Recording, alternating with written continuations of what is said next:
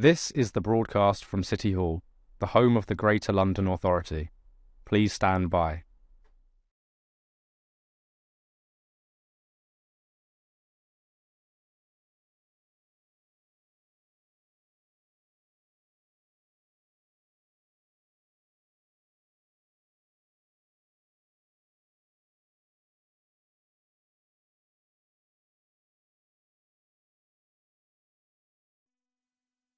This is the broadcast from City Hall, the home of the Greater London Authority. Please stand by.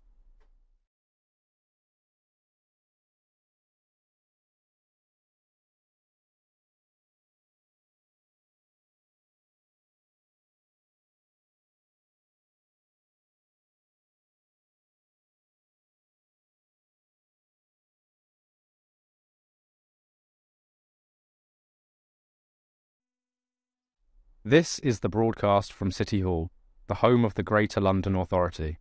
Please stand by.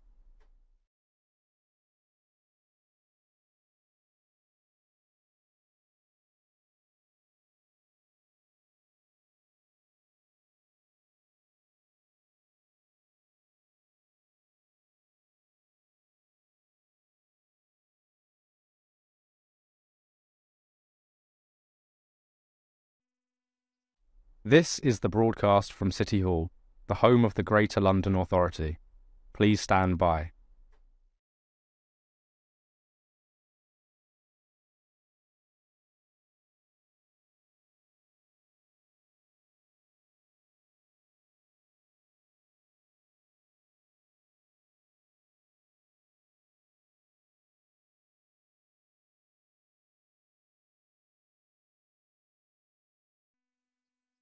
This is the broadcast from City Hall, the home of the Greater London Authority.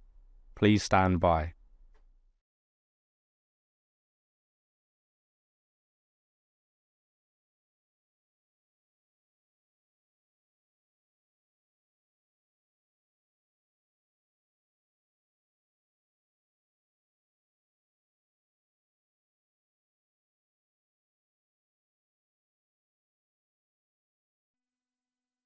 This is the broadcast from City Hall, the home of the Greater London Authority. Please stand by.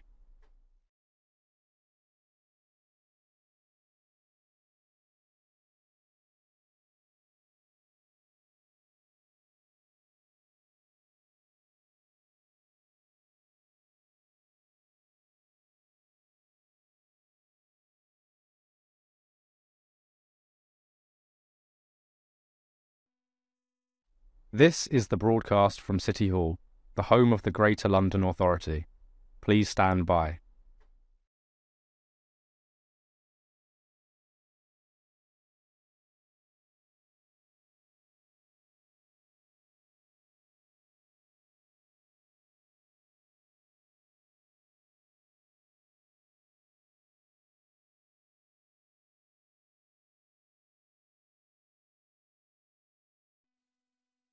This is the broadcast from City Hall, the home of the Greater London Authority.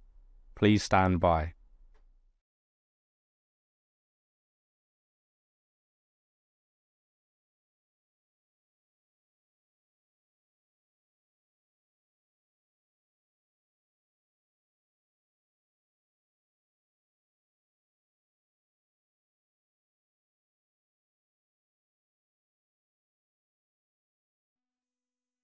This is the broadcast from City Hall, the home of the Greater London Authority. Please stand by.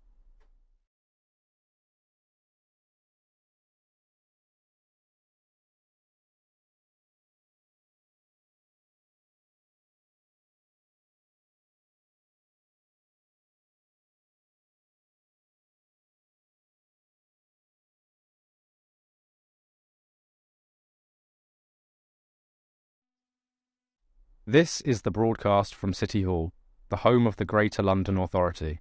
Please stand by.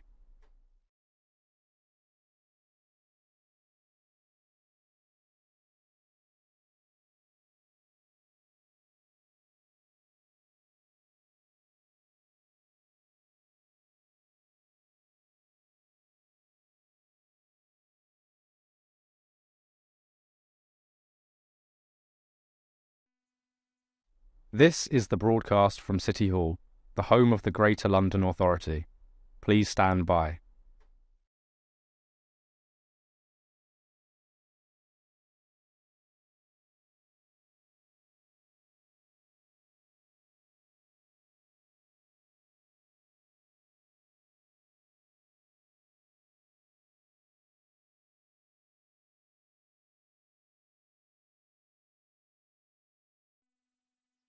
This is the broadcast from City Hall, the home of the Greater London Authority. Please stand by.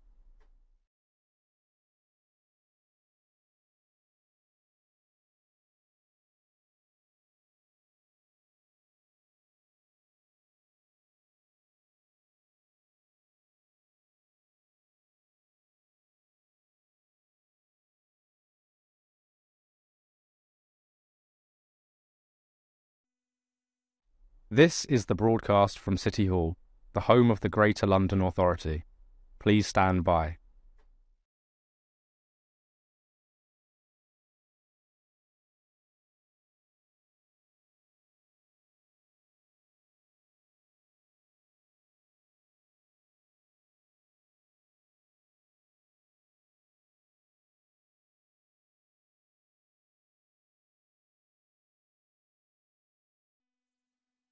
This is the broadcast from City Hall, the home of the Greater London Authority.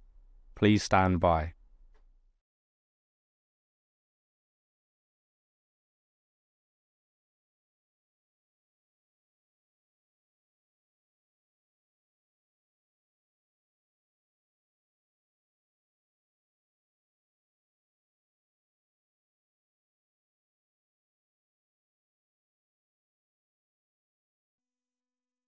This is the broadcast from City Hall, the home of the Greater London Authority. Please stand by.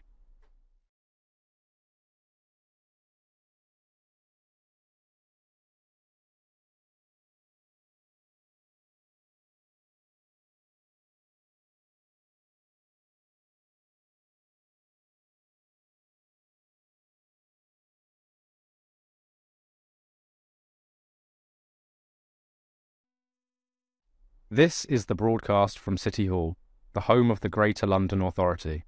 Please stand by.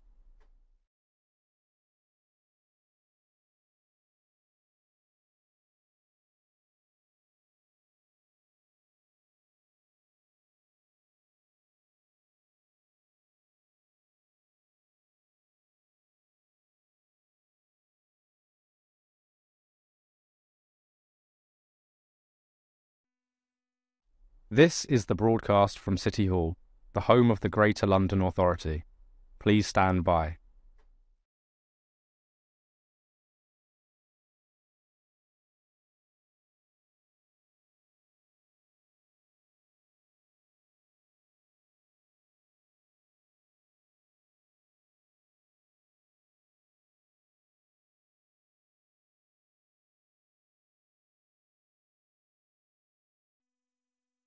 This is the broadcast from City Hall, the home of the Greater London Authority. Please stand by.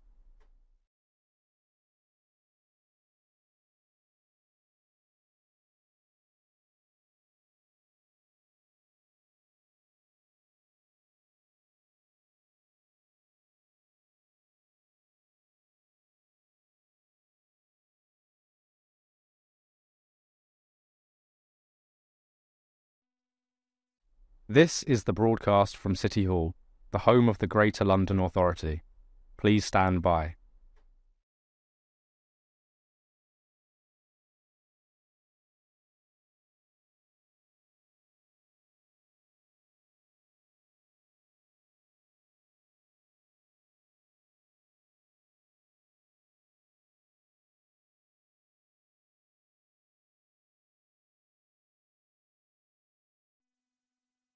This is the broadcast from City Hall, the home of the Greater London Authority.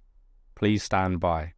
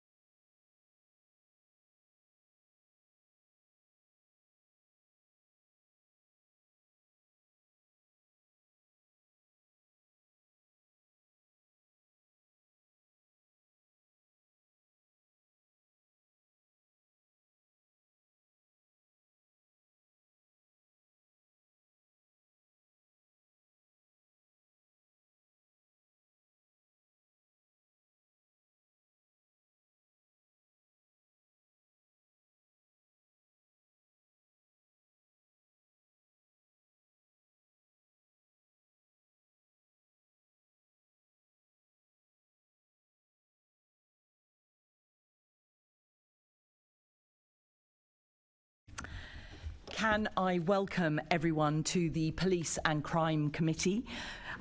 This morning we will be holding a panel discussion on preventing violence and protecting young people in London. Please make sure that your electronic devices are switched to silent mode so that we avoid any interruptions to the meeting. And can I now ask our clerk, Lauren Harvey, if any apologies have been received? Thank you, Chair. Apologies have been received from the Deputy Chairman, Assembly Member Hall, for whom Assembly Member Rogers is attending as a substitute, and also Assembly Member Ahmad. Thank you. And can I ask the committee to note the recommendations set out at item 2 and ask if members have any other interests to declare? Noted. Thank you. Can we note the completed and outstanding actions arising from previous meetings of the committee? Noted. Excellent. Can we note the response received from the Mayor of London to the committee's report, Missing Children in London? Noted. And can we also note the response received from the Chief Executive of MOPAC to the committee's letter on oversight of the Metropolitan Police Service? Noted. Thank you. So we now move on to our main item of business, where we will be discussing preventing violence and protecting young people. And I'd like to welcome our first panel of guests.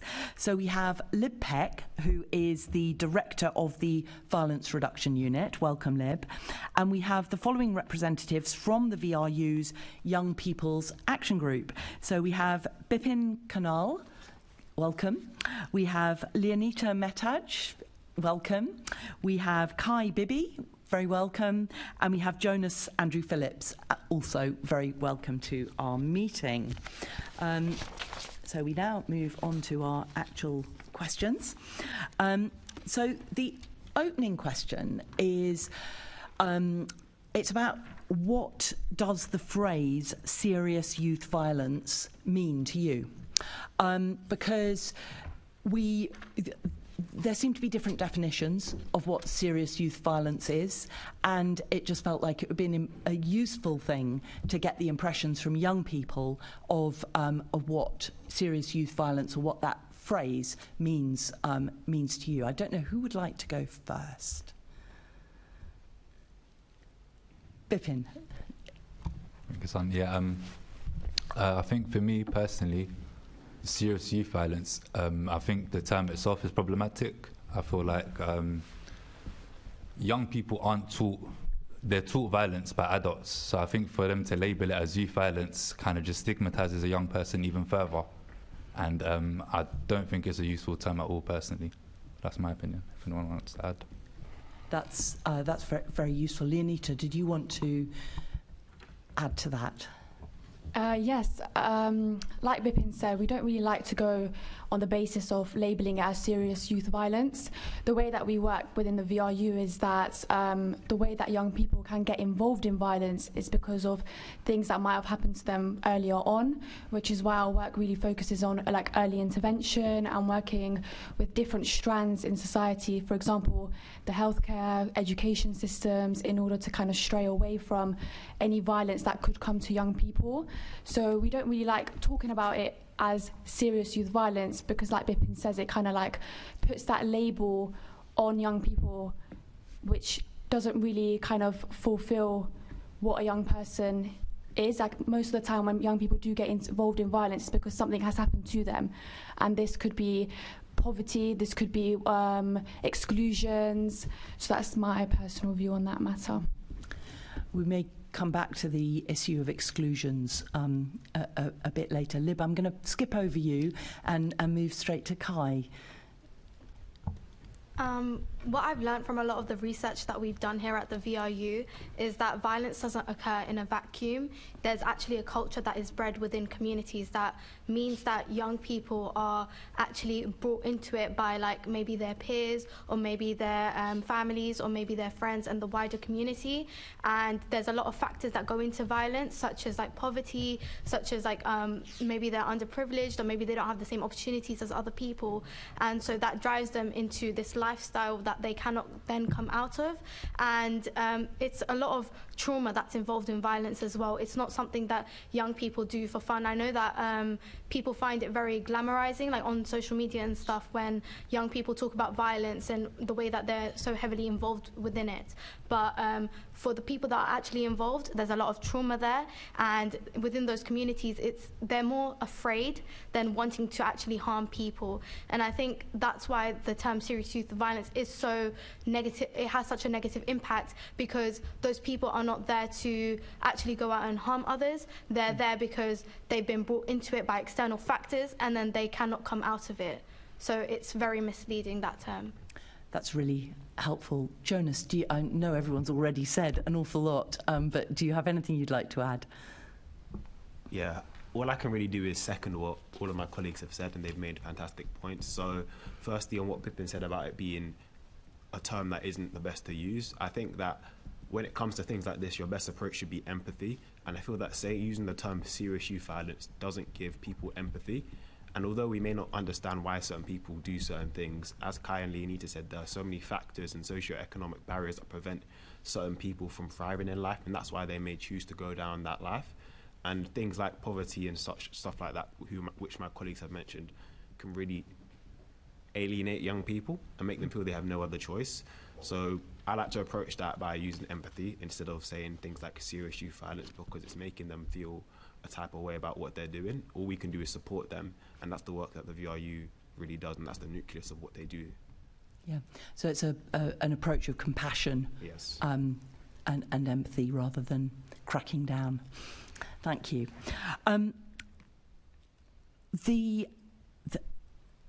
So my second question is about how people talk about violence, and particularly amongst young people.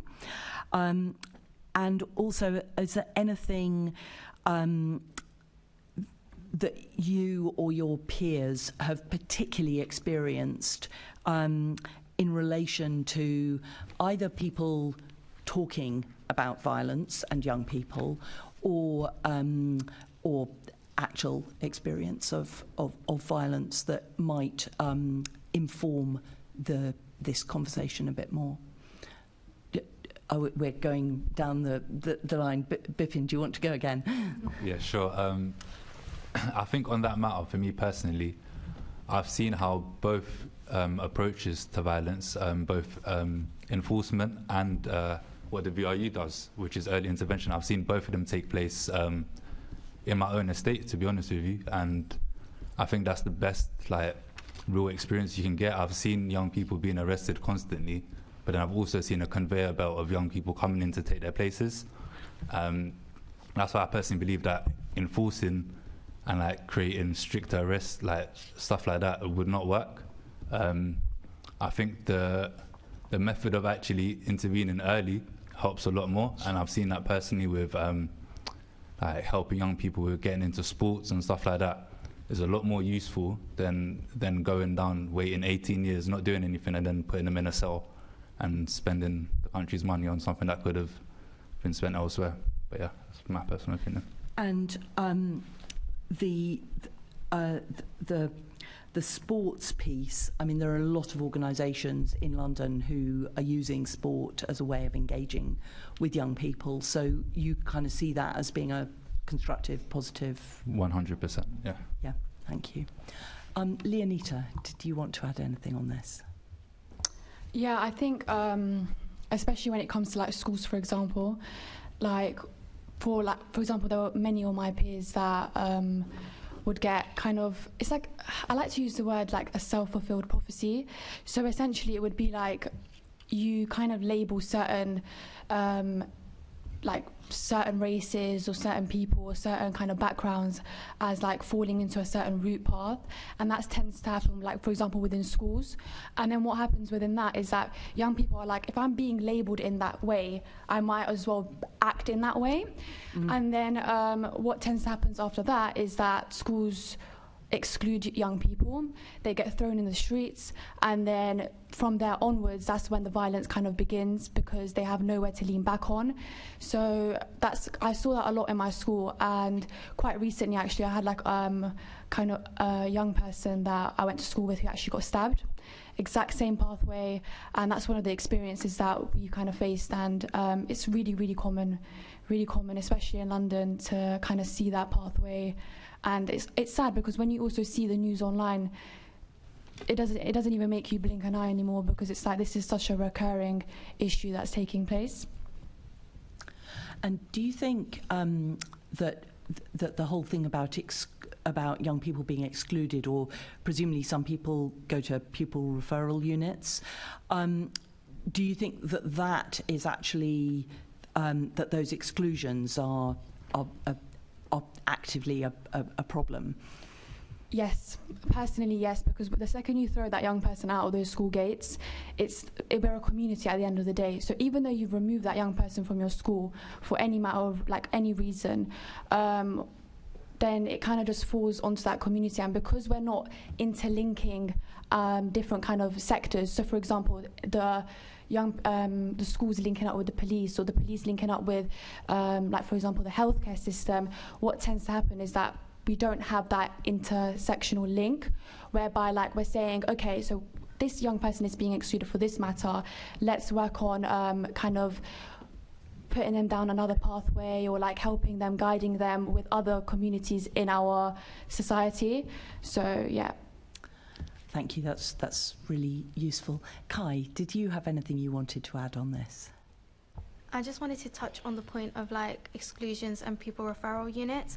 I think throwing kids out of school and putting them to the side is the cowardly option, because people don't want to take accountability for the fact that we raise our kids, and the way that they grow up is because of the way we raise them, and therefore they tend to lean back onto violence because they have no other options, and they have no vote of confidence that's telling them that they can do anything, which is why Bipin's point about actually early intervention methods and putting them into like sports or maybe anything else they're passionate about would be much more useful, and actually help them kind of create this like path for themselves and build up their, like, enrich their lives so that they're not turning to violence because that's the only thing that they can think about. And in terms of like young people talking about violence, I feel like there's a lot of desensitization out there, and when they're actually in those communities, it's their everyday life. So for them to see things happening on the news, it's not like, oh my god, somebody got stabbed. It's like, oh yeah, somebody got stabbed, like literally someone got stabbed on my road last week.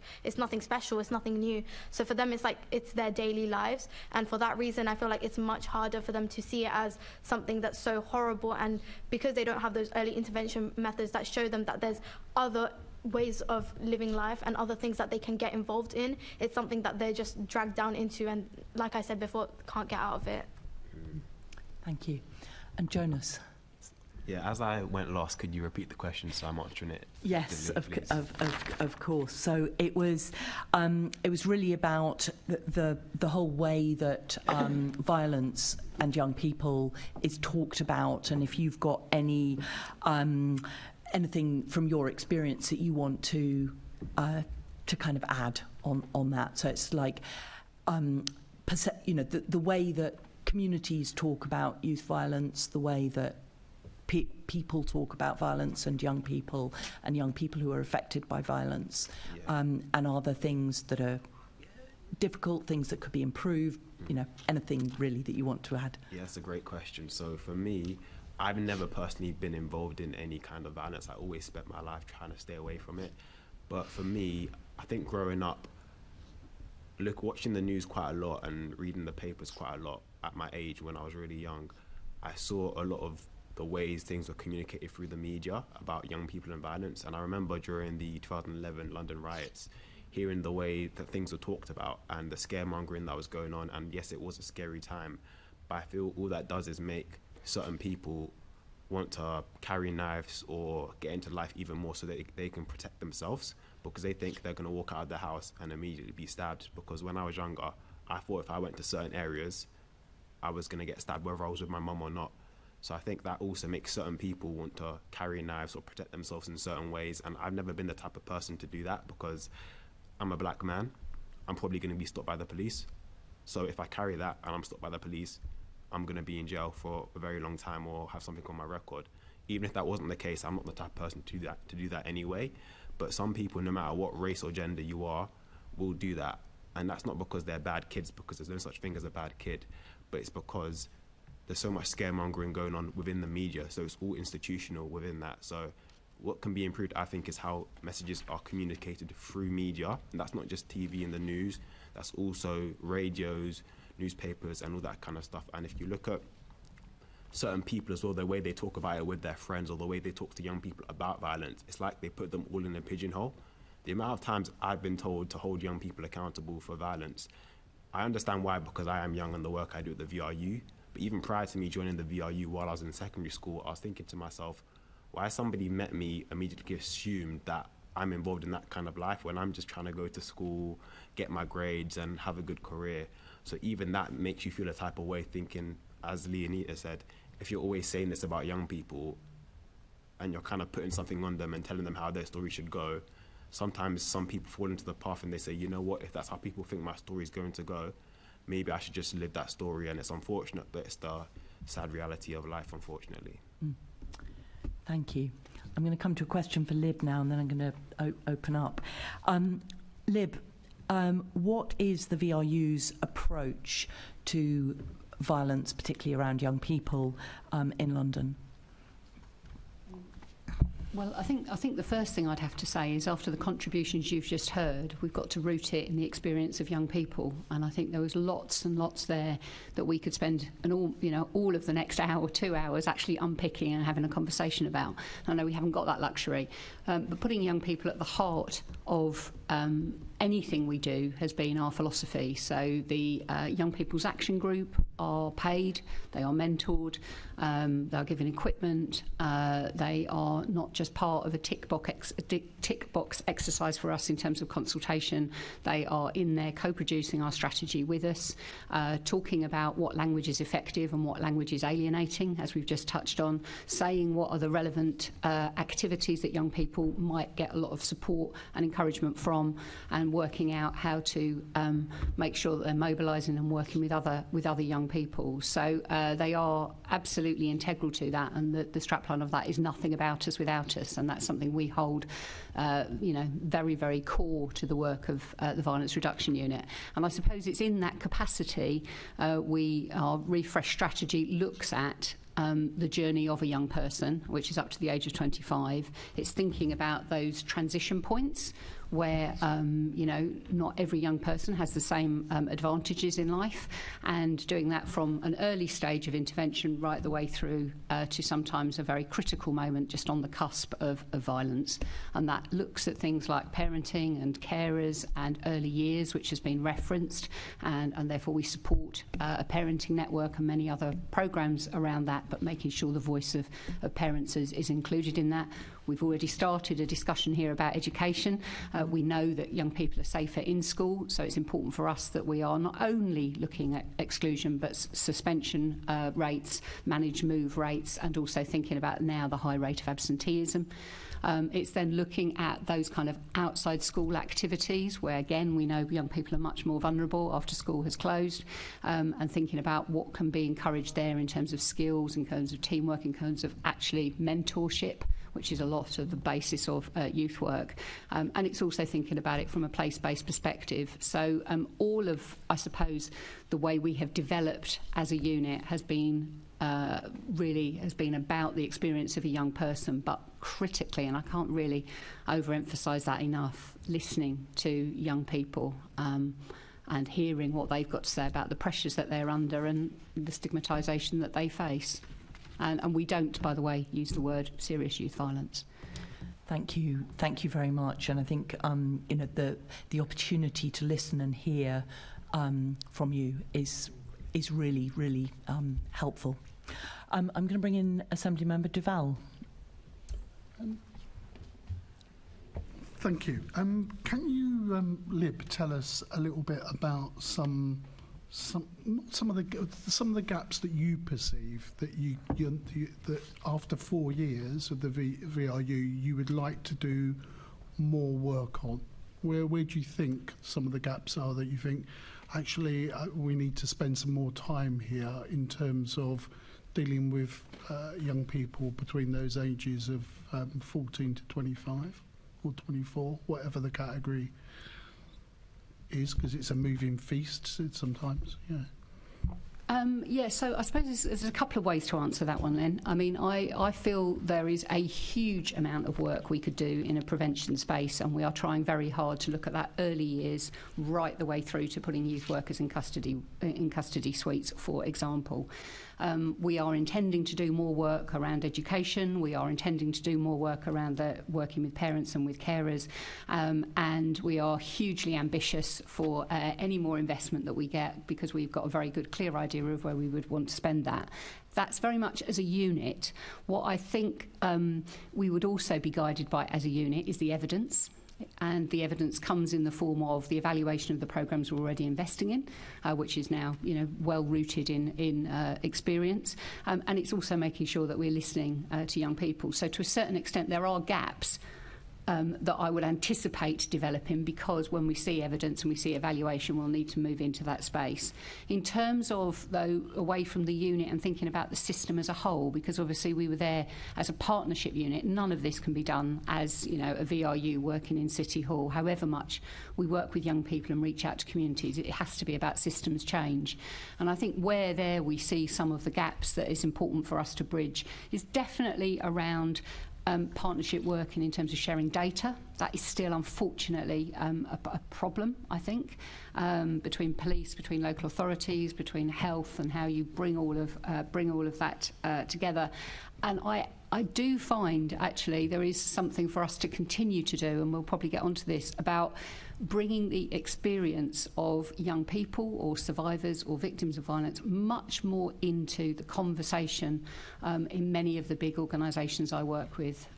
So, where is that when you go and meet the Department for Education, for example? Where is that experience of young people? Where is that, when you're developing a child first strategy, which the Met Police are now going to be doing? There's a real importance there about championing young people in a system so that those organisations can benefit from some of the insights that we have. In some of that, and it would be interesting to hear the views of young people on that, I'm not wishing to stigmatise it, but the support for mental health, early intervention, is not, we're not great on this, are we? And where young people have referred others because they think their behaviour requires some intervention, the authorities, whatever it is, let's talk about a school environment, have not really been responsive in some ways. So that pathway then begins that may have otherwise been stopped. So what's the thinking and evidence around that that we could make a difference on? Well, I'll bring you in a minute, that's okay. There are other obvious gaps. After, what is it now, 10 or 15 years of austerity, we see that played out in terms of, mental health waiting lists and the support that we know young people need, which has also increased, probably because of things like increased poverty, but also quite clearly because of, the impact of COVID. There is also a big issue, I think, and a big call for investment in youth work, which has been kind of completely deprofessionalised, and yet actually is very often the kind of relationship that most supports a young person. So there is a whole range of policy things where you'd want to be looking for investment. But in terms of your specific point around mental health support, we do have a crisis, despite lots of good initiatives that are going on across London, including by the Mayor. But you've got CAM's waiting list, you've got questions around sometimes CAM suitability and when people, how not only how quickly people are referred, but how they perhaps are then treated. And you've got, as I think both Kai and Jonas referred to, you've got a lot of build-up of trauma in some communities, which can stretch into school communities, and our reach into those, despite the fact we're funding some excellent projects, is very, very small given the actual scale of challenge. In terms of mental health, so like an example that I can give you that we've done is we work with Catch 22. So essentially we know that as our young people are growing up, like the impact that social media has on our mental health. So like the things that you see, the things that you watch, the things that come up, like it's a big thing, especially now that younger people are getting more and more into it. So what we've done is we worked with Catch-22, where we co-designed and co-developed their kind of program. So essentially the plan is to go out into schools and teach young people about the basis of reporting harmful behaviour, if you yourself are experiencing anything that's affecting you, the different precautions you can take. And so that's an example of something that we've done in terms of a kind of like delving really into how we can, the impact that social media has on our mental health, because it's really prominent, especially nowadays. And just lastly, Chair, so I think you're totally right about trying to get, you know, is it the youth that we've got a problem with in terms of violence? There is a problem in society, violence per se, I agree, and the way that's reported. And then we always need to remember about the percentages of people affected by crime. But one of the issues, Lib, and it goes back, there must be some studies or data that talks about the small number of people that are repeat offending of this age group, and the strategies clearly are not working, or we're not reaching out to them. So what's the thinking about that? Because that small cadre is causing disproportionate grief to an old number of people and will carry on. So what's the interventions? What's your thinking around some of that? The repeat offending, what do we think is the percentage of some of the, you know, in terms of the stats that's causing this? I mean, one of the, I'll answer that in two ways, I suppose. I mean, one of the things is that once a young person has really entered the criminal justice system, our MOPAC colleagues really begin to pick up how they're going to sort of shape a response to that, rather than directly through the unit, which is very much more seen in that preventative space. But we are obviously dealing with young people who've kind of gone in and out of the system, and one of the programmes that we've been developing with all of the 32 London boroughs, and that in itself actually is quite a tribute to the amount of work, partnership work that has gone on, is something called Your Choice, which is really targeting and working with those kids that are already on the youth offending team's radar. And that's reaching 2,500 young people across London. That's the intention of the 3-year programme. We got initial funding from the Home Office for that. There was quite a lot of excitement about how that was both the partnership working, but also the intensity and the focus on those young people. And we've now got some funding from the Youth Endowment Fund, who are monitoring those 3 years, so that we can get really kind of key data back from, you know, what impact that has had.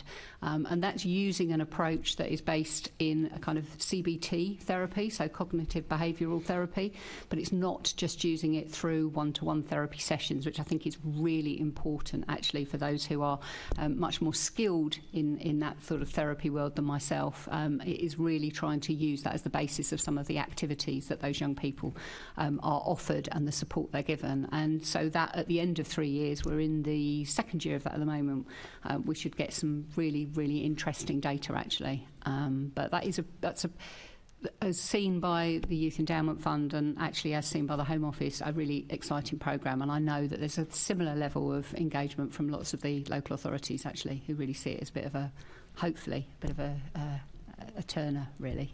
Thank you.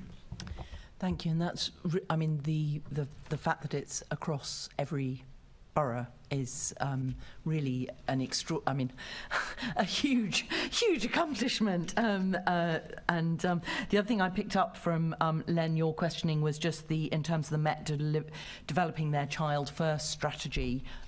We need to make sure we check in on how they're going to be hearing the voices of young people as that strategy is developed.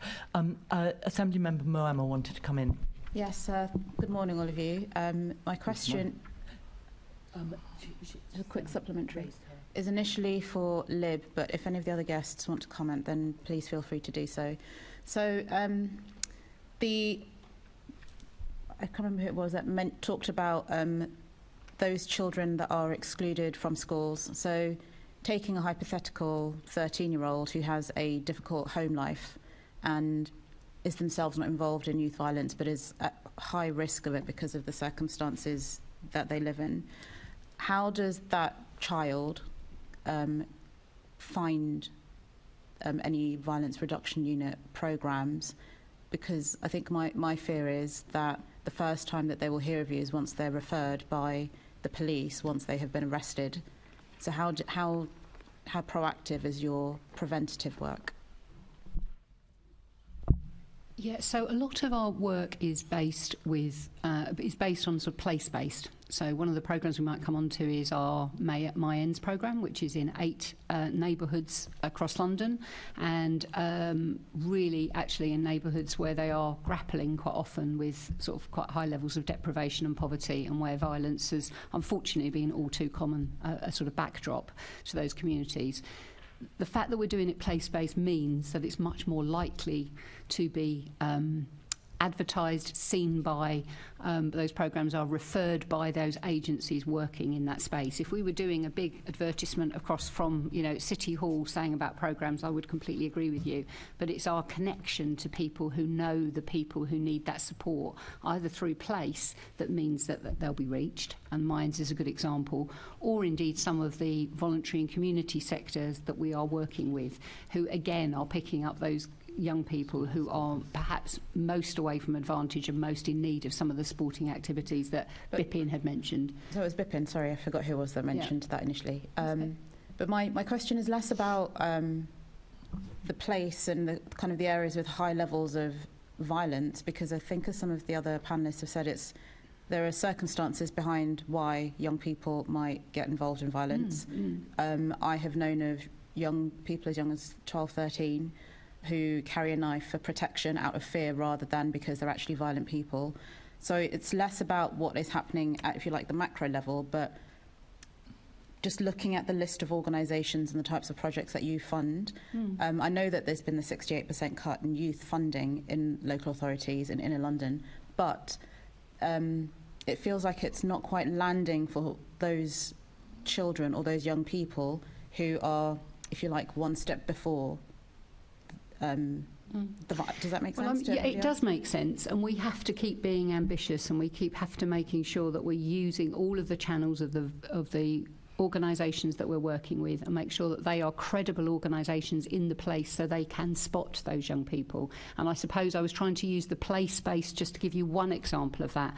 The programme that we launched and had expanded actually on Friday, Stronger Futures, which was just 23 programmes across London, which was involving young people. Sorry? So I'm going to be asking questions about that. Oh, you're asking questions about, okay, I'll stop with that example and use it later on. But my point, I suppose, is you've got referral pathways in from some of the organisations, from some of the agencies. You've got referrals in from some of the place-based, and you've also got voluntary community organisations who know their patch and know their clientele, and that's how we would want to be. Just really quickly, Chair. I guess my point is specifically for those children who are excluded. Oh, sorry. Right, okay. They don't have a school teacher, may not have great relationships with their social worker, and their family is not in a position to help them. That seems to me a logical category of people. Oh, okay. That would be working with. I apologise. I hadn't realised your question was so specific. So, in terms of alternative provision, when kids get excluded and are then sent to a pupil referral unit, one of the things that we have been supporting is individual mentors for each of those young people. And in fact, we've seen some fantastic results in terms of how that young person then has benefited from that relationship, much more likely to attain in education, because obviously they're still in education, but also much more likely to develop the sort of skills and actually the support from that adult. And that mentoring scheme has proved successful and is in, I think, 28 boroughs across London. Apologies, I hadn't realised that was the point. Now, Assemblymember Bailey, you said you've got a tiny follow-up. Do make sure you don't tread on Assemblymember Desai's question. This is a very specific question.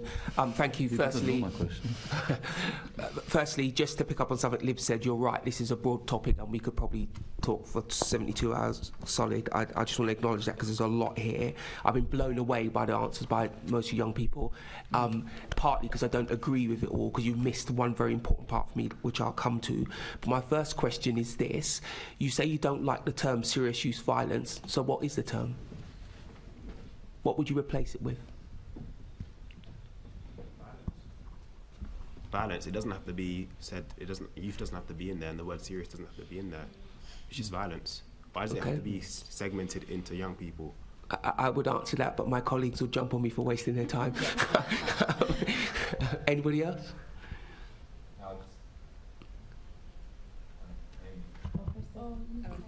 Oh, sorry. Yeah, I'd like to just second what Jonah said, because we don't call other things in society by like the age group of who's accomplished it. So why do we do the same thing with violence? If you don't call success youth success, it's just success. So why is violence youth violence? And I think if you really look into it, a lot of the violence that's being committed by young people is being taught to them by adults and by people who know what they're doing. So yeah, I think it's very unuseful to use that term. I really like the link you've made between older people and young people and violence. That's a very, particularly when you talk about gangs, it's a very, very serious thing. I think the reason we call it youth violence is so that we can focus on it and do something about it. If you just said violence, then, you know, something else might happen. Just quickly, we also say young people affected by violence. That's a term that we do tend to use because that's essentially what it is. So when we, because I know what you're saying, like how do we kind of direct it in terms of we're talking about that specific field and that specific age group, we tend to go with the term young people affected by violence, and that's how we kind of go about it and talk about it. I suppose the effective part leaves the problem for those who are perpetrating and those who are victims of. That would be my take on it. Well, Assembly Member Bailey, this was meant to be one tiny intervention and follow-up, and I'm very alert to the time. And Chair, it is your meeting. And you've got 2 questions later on. It is your meeting, Chair it the way you want to. Thank you. Okay, I'm going to bring in Assembly Member Desai. Thank you, Chair. Good morning, panel. Liv, if I can ask you 3 questions. So, just looking back to 2019, what do you consider to be the most important and successful initiatives of the unit? I know we already talked about the Youth Endowment Fund and My Ends project, but just give us some examples, and more importantly, what do you consider success? I mean, what metrics are you using to judge your work? It would be useful to have some statistics about how much money has been allocated over the last 4 years, roughly, how much has been spent, how many young people have actually you engaged with, and the outcomes. A big, broad picture. Great, right, thank you very much. So over the last 2 years, we've engaged 150,000 young people across London. That's through various different programmes, some of which we've talked about. I think for me, in terms of things that are successful, just in terms of programmes, I think we have touched on My Ends. I didn't mention then it was award-winning, so I should do that, given we're talking about in the context of success. We won the Better Outcomes category in the MJ Awards, and that is all about actually putting the community first, understanding that community where they live and work are able to shape the policies they think and the interventions they think are necessary in the local neighbourhood, and we've supported that approach, and that is really beginning to, I think, bring good rates of success. I think the early years work that we have tried to do within primary schools and the connection between primary schools and secondary schools is really important, and that's all about the transition points, and that's all about making sure that when young people move from primary to secondary, they're supported, and it's also looking at how you then keep kids in school, as I've talked about, and some of that work, which we are going to be doing even more of next year, is proving successful.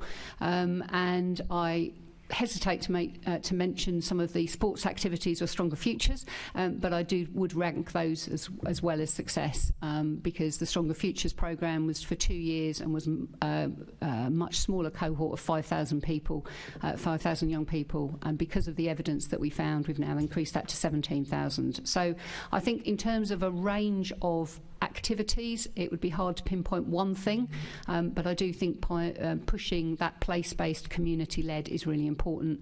I do think the range of activities from very early years right the way through to youth workers in custody suites and hospital-based has been important. But I do actually think there's something about the way we have tried to work. Partnership is absolutely critical. We can't do any of this on our own, or indeed through the relatively small amounts of money when you look at the scale of the issue across London.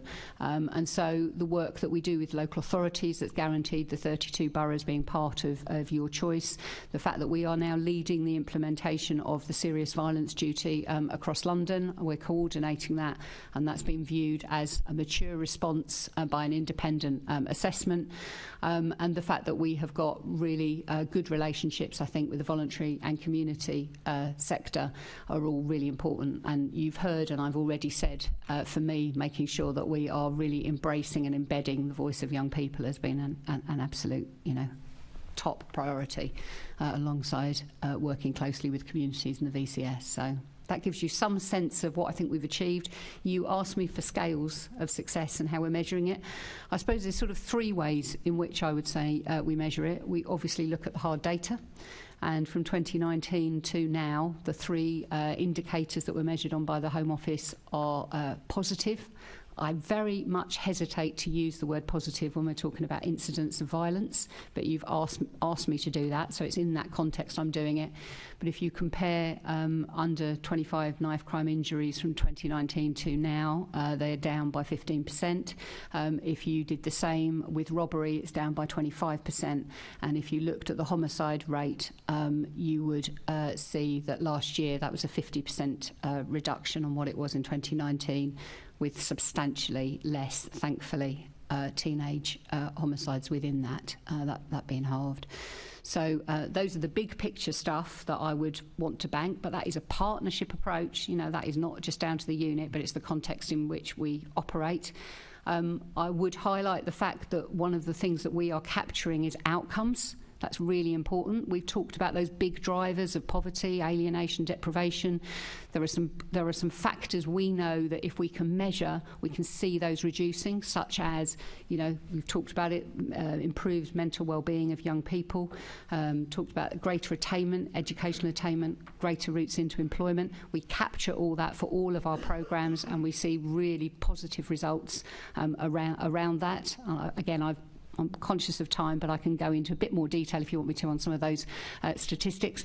And then thirdly, for me, which is as equally as important as some of the stats, is actually listening to people and learning and hearing what their experience is. And whenever I go out on visits, whenever I speak to people, and certainly when I speak to young people, I want to hear what makes the difference. What makes the difference to them, and that is as important to me in terms of evaluation sometimes as some of those statistics we're collecting through the outcomes framework, which is ahead of its field and is the only one that has been done by a violence reduction unit and is now being used, some of those measures, across City Hall. So I feel we're in a much better place to be able to capture those results. Thank you, Chair. I'm conscious of the time. I've still got two more questions. Can you be super super speedy, because I'm very conscious of the time, and if there's anything we can have a written response to, I was going to that say, would be coming great. back to the outcomes, that perhaps, Chair, all the specific projects at some stage, if you could get something from the unit, no great rush, but exactly so each project, the outcomes, and you get my drift. So I think, we can have something in writing. That's fine. We produced papers for the Partnership Reference Group, which is our governing steering group, and that has all that information. So I'm happy to. Yes, Assembly Member Desai, we can put this in a letter to Lib after the meeting. Well, if I can just get my two questions, Chair. The Mayor last week announced a 3.4 million two-year VRU funding to deliver targeted interventions and after-school opportunities for more than 17,000 children and young people. So what outcomes do you expect to see from this funding? Okay, thank you. Just very quickly, because we've touched on the Stronger Futures before, it was a brilliant visit to Business Launchpad in Tooting, where what you saw was young people who'd benefited from training and guidance going back in to support other young people finding their career and their skills. So it was very, very motivating. That's one of the 23 projects that is reaching the 17,000 young people. It's an increase of funding and an increase of reach, because over the previous 2 years what we had seen was exactly those measures that we've just talked about improving very visibly. And we know that after 3 o'clock, after school finishes, or 4 o'clock, those are the periods of time where young people are without something to do, sometimes without purpose. They're most prone to be exploited. So it really links for us to think about what can we do positively in that space? What projects can we really support that know their young people and work with young people to find out what's relevant? And that's what we saw in evidence last Friday, and I'm sure I could have replicated if I'd gone and visited the other 22 projects. Chair, the third question could be put in writing. It's about the refresh strategy. Yep. Thank you. Thank you. Assemblymember Prince wants to come in very briefly because we are against the...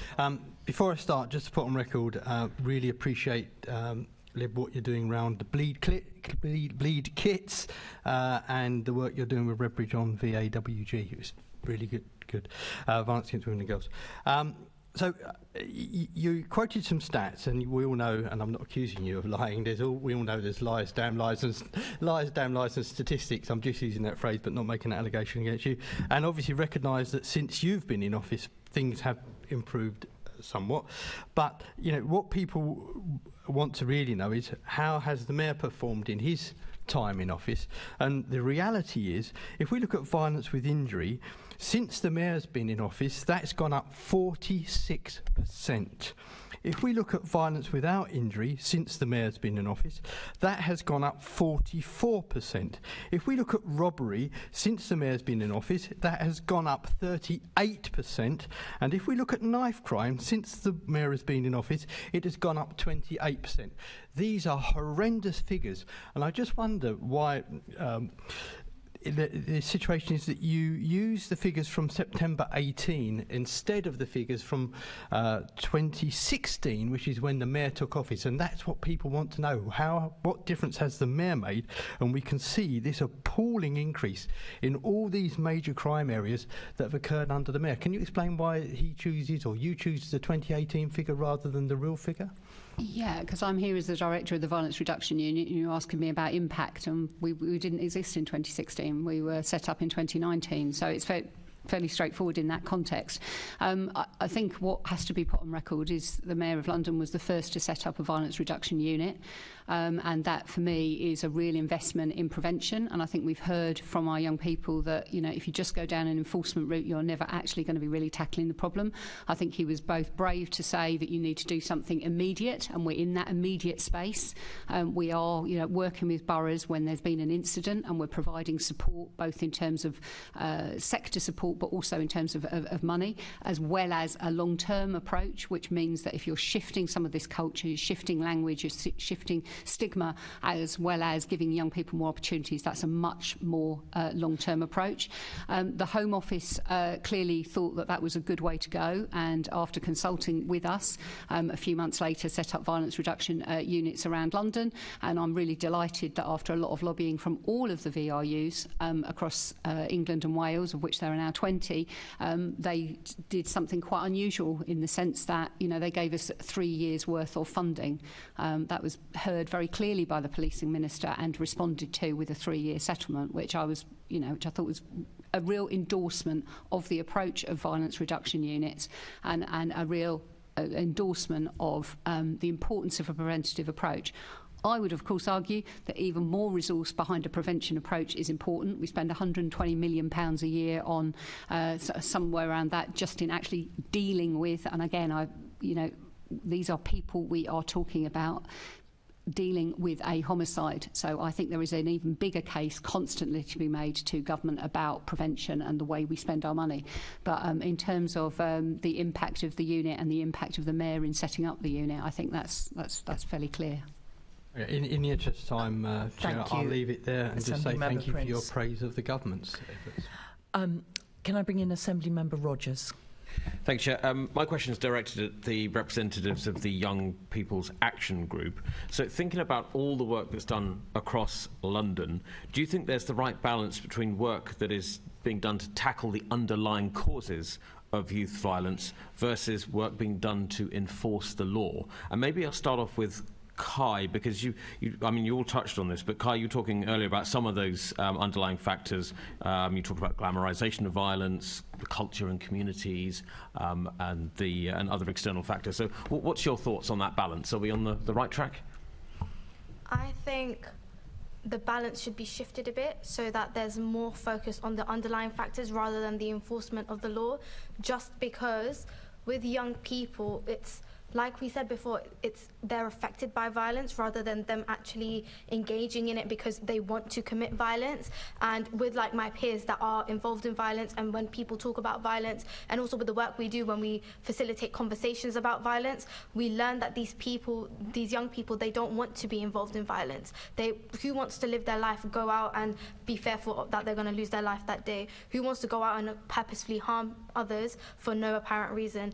It's just silly to think that. And I think when we talk about the enforcement of the law, sometimes it's done in a way that it's putting the accountability on young people and for them to help themselves, when it's actually how can they help themselves when they're just young. And it starts off very, very young. We've learnt that with our early intervention programs. We try and tackle it young because we know that the culture starts very young, especially with violence against women and girls, with misogyny and perpetrators of violence against women and girls that are young.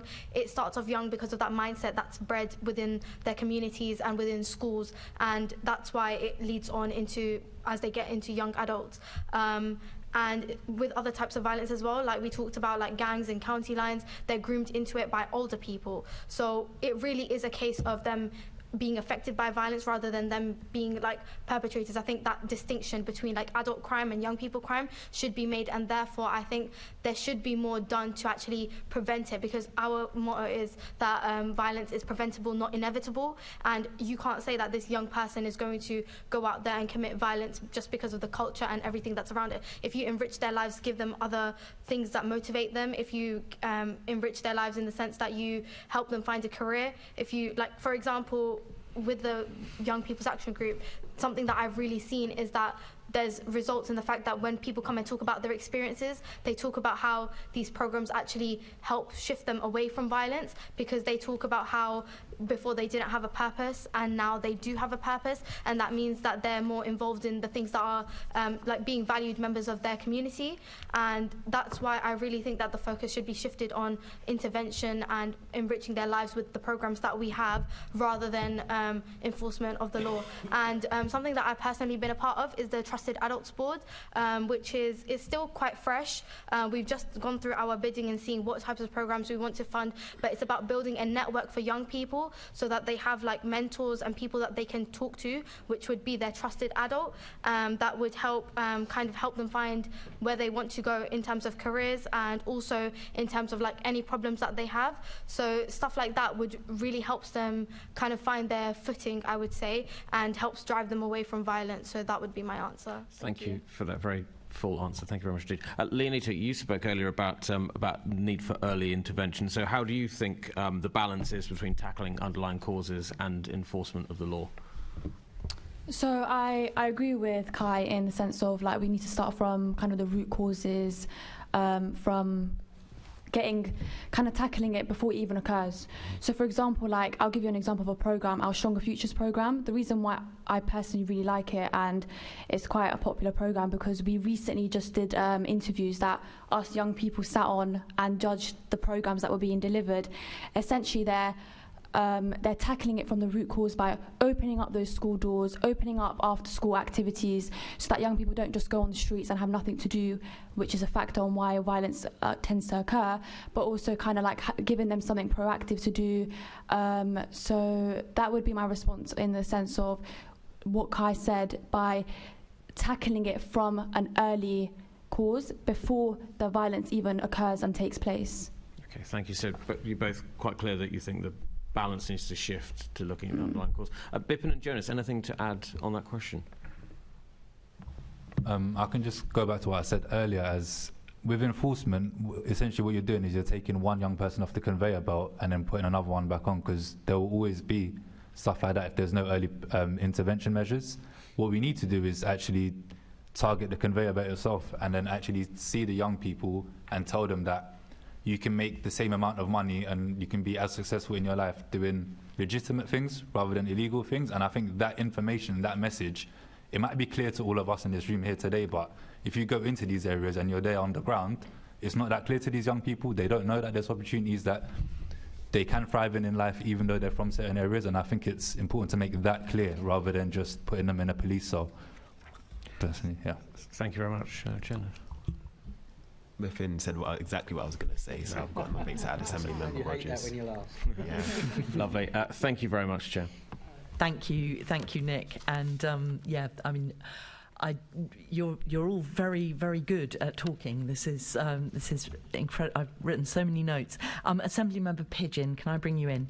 Yeah, thank you. Can I start with you, Lib? Obviously, you've talked how you've been established a few years now. I'm wondering what has changed in your work as a result of some of the research and other work that you've done, how you're approaching this, because this is an ongoing programme. And what's keeping you awake at night? Oh, well, there's too many things on that list, actually.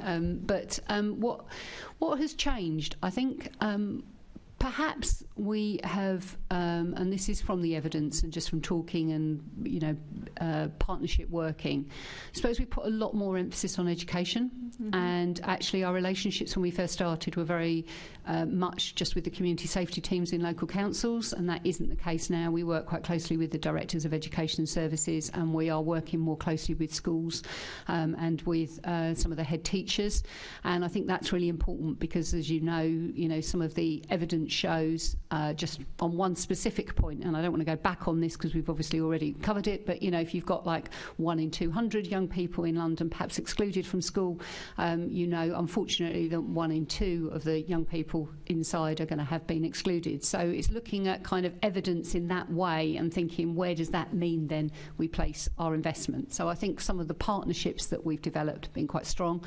I think other things that have changed, we did some research on, unfortunately, the development or the increasing development of child to parent adult violence, which had increased a lot during COVID, and now realise that wasn't really being held anywhere particularly in local authorities. So again, we started to work with some of the key people in those positions across councils in London, and begun to think about how we can tackle that, how we can raise that. We've done some really good work, I think, with the police around the behavioural insights team that I referred to the report last time, which was how do you capture information about homicides? Are you getting the most intelligence you can from a situation that then in turn can help you put your resources into the right place preventatively? I think that's been good. But I think probably I would say the thing that I really was keen to make sure happened, and the Mayor was very explicit needed to happen, was to work very closely with communities. And I think that we've just tried to do that more and more with relevant smaller organisations on the ground in certain places in London, and I think that's been really, really impactful. So those are some of the just some examples, I suppose, of how we're using evidence and we're using relationships and we're using the experience of young people to sort of tailor our work. And that's good to hear your work with education, and that will include the big academy trusts as well, I presume, yes, which we have right across London. Yeah. In terms of, though, that's good to see how you're shifting the work you're doing as you've done the research and the evidence and seeing what works, and it should be dynamic in that sense. But the figures a colleague has mentioned earlier, the figures are still pretty awful in terms of knife crime and violence. So what is it that keeps you awake at night? What is the area you're thinking that you perhaps don't have the resources or that you need to be focusing on to try to help with this ongoing, I guess, situation? Well, I mean, I'm sure, like me, you've gone out and met on far too many occasions families who have lost someone, and that keeps you awake at night, talking to young people whose friends have lost their lives, or their lives have been seriously maimed or, you know, changed forever as a result of an incident that they've witnessed, and, you know, going to places which, some of which I know only too well from previous roles, and finding the kind of the sort of heaviness, I suppose, in a community when there's been far too many incidents. Those are, by and large, the things that keep me awake at night, because I always think it's the impact on people that is the thing that is most devastating. And I think that's one of the things, perhaps, just to answer your other point, that's the thing that kind of big organisations sometimes get wrong, that they focus an awful lot on process and they forget that people are at the heart of it. And that's that relationship basis about the way we work with people in systems and outside of systems that seems to me to be a key ingredient of something that needs to be successful, and certainly something we've really tried to do at the VIU. Lovely, thank you. And then if I could come to our other young guests from the Young People's Action Group. And I'm going to start this end to give Jonas a comment first. But I want to ask about how the Met interacts with young people in London, what your thoughts are on the impact that maybe has on young people's perceptions of the Met, their trust and confidence, and what needs to change in that area. Any thoughts you have? Yes, that's a brilliant question. So essentially there's different spheres for that for me. So I can only talk from my experience as a young black man from South London. So my first interactions with the police have been stop and searches where I've had nothing on me. I've been stopped and searched for jogging. I've been stopped and searched for looking across the road. I've been stopped and searched for wearing a COVID mask. I've been stopped and searched for wearing a jacket when it was actually looked like it was going to rain. I was wearing a jacket and I got stopped. And all these times I've just been minding my own business, trying to go home, trying to get somewhere, trying to go to do some work to actually enhance my life and have a better future. So I'm not the type of person that holds grudges or has a bitter heart. So I don't have any, when that happens, I don't have any ill feelings about it, but there are a lot of young people that do. And there's so many instances where women are in positions where they don't feel safe around the police as well. And it's not just their personal experiences, but it's also what they hear on the news as well and what's happening with the Casey report and whatnot. I think what the Met need to do, I don't work for the Met, but if they have the capacity, and I'm assuming they probably do because they've got community outreach groups, I feel that they need to start going into positions where these young people are. So maybe youth clubs in certain areas where crime's quite high across various boroughs in London. And there are so many amazing things that the police do to support young people to understand the work that they do. So I was at an event with my mother at a festival, and the police's community group were actually with a bunch of young kids that were 9, 10 years old, playing PlayStation with them, having conversations about their job with them, letting them take pictures in the police car. And stuff like that really allows people from a young age, talking about early intervention, preventing people going into violence, but also preventing them from having a bitter relationship with the police as well, and being confident in articulating themselves when they're in positions around them as well. And with the VRU, as people in the Young People's Action Group, I know Bipin and Leonita have had experiences going on ride-alongs as well with the police and seeing what they do on a day-to-day basis. And I feel things like that and interventions like that can really support people to understand the work that they do and have more trust in the police as well, because I'm a firm believer that not every police officer has a bitter heart or is quote-unquote bad, but there are some, just like in every system, that aren't the best. So I feel that that's definitely a way that they can be supported with the police and their relationship with the police too. Lovely, thank you. Kai? I think when it comes to the police, it's very obvious, like, a lot of young people have very bad experiences with the Met and with the police. And something that I want to shed light on is the fact that people don't think that we talk about the police in our intimate circles, but we have a lot of meme pages on social media and stuff, and a lot of the police do show up in them a lot. So for example, if something's gone down where a police officer has attacked for example a black man, it's recorded and it's instantly put on social media, and then it's sent across WhatsApp group chats, it's sent on Instagram, everywhere, and everyone sees it, and then that breeds that kind of feeling that it's us versus them.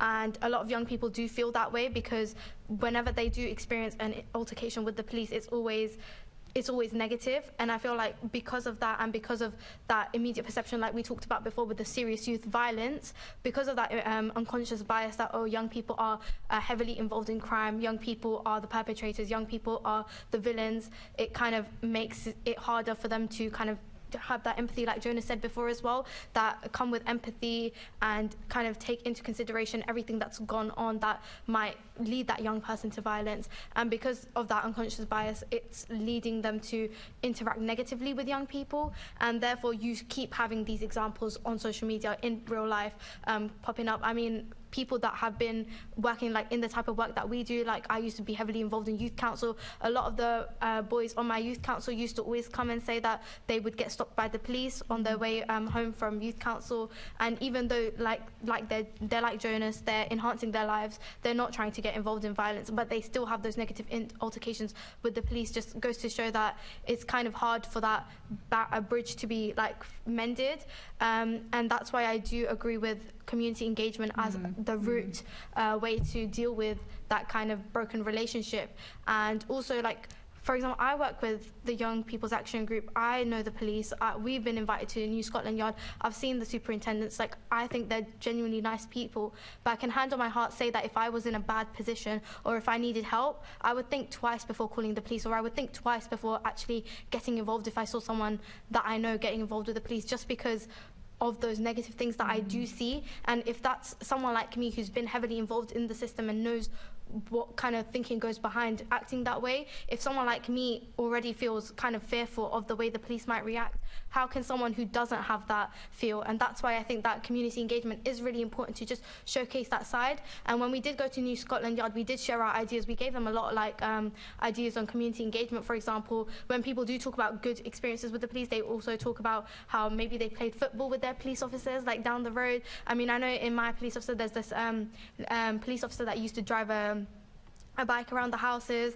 and then we'd always say hi because we knew her, because she used to come into schools and kind of teach us about the training that the police would go through. And she kind of showed us her gun and her handcuffs and like all the other gadgets that they have, and it was like an enriching experience. And I feel like those kind of experiences would kind of build that relationship, and it would make it harder for those negative altercations to take place in the first place.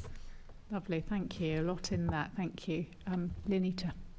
Yeah, so I'm not really gonna, like, I totally agree with Jonas and Kai on this, but there's something I want to bring up in the sense of like your question about Met and the young people. So about, I'd say, I think it was about a year ago, we did, we invited 450 young people to kind of meet 60 organizations, open opportunities, find out what's out there.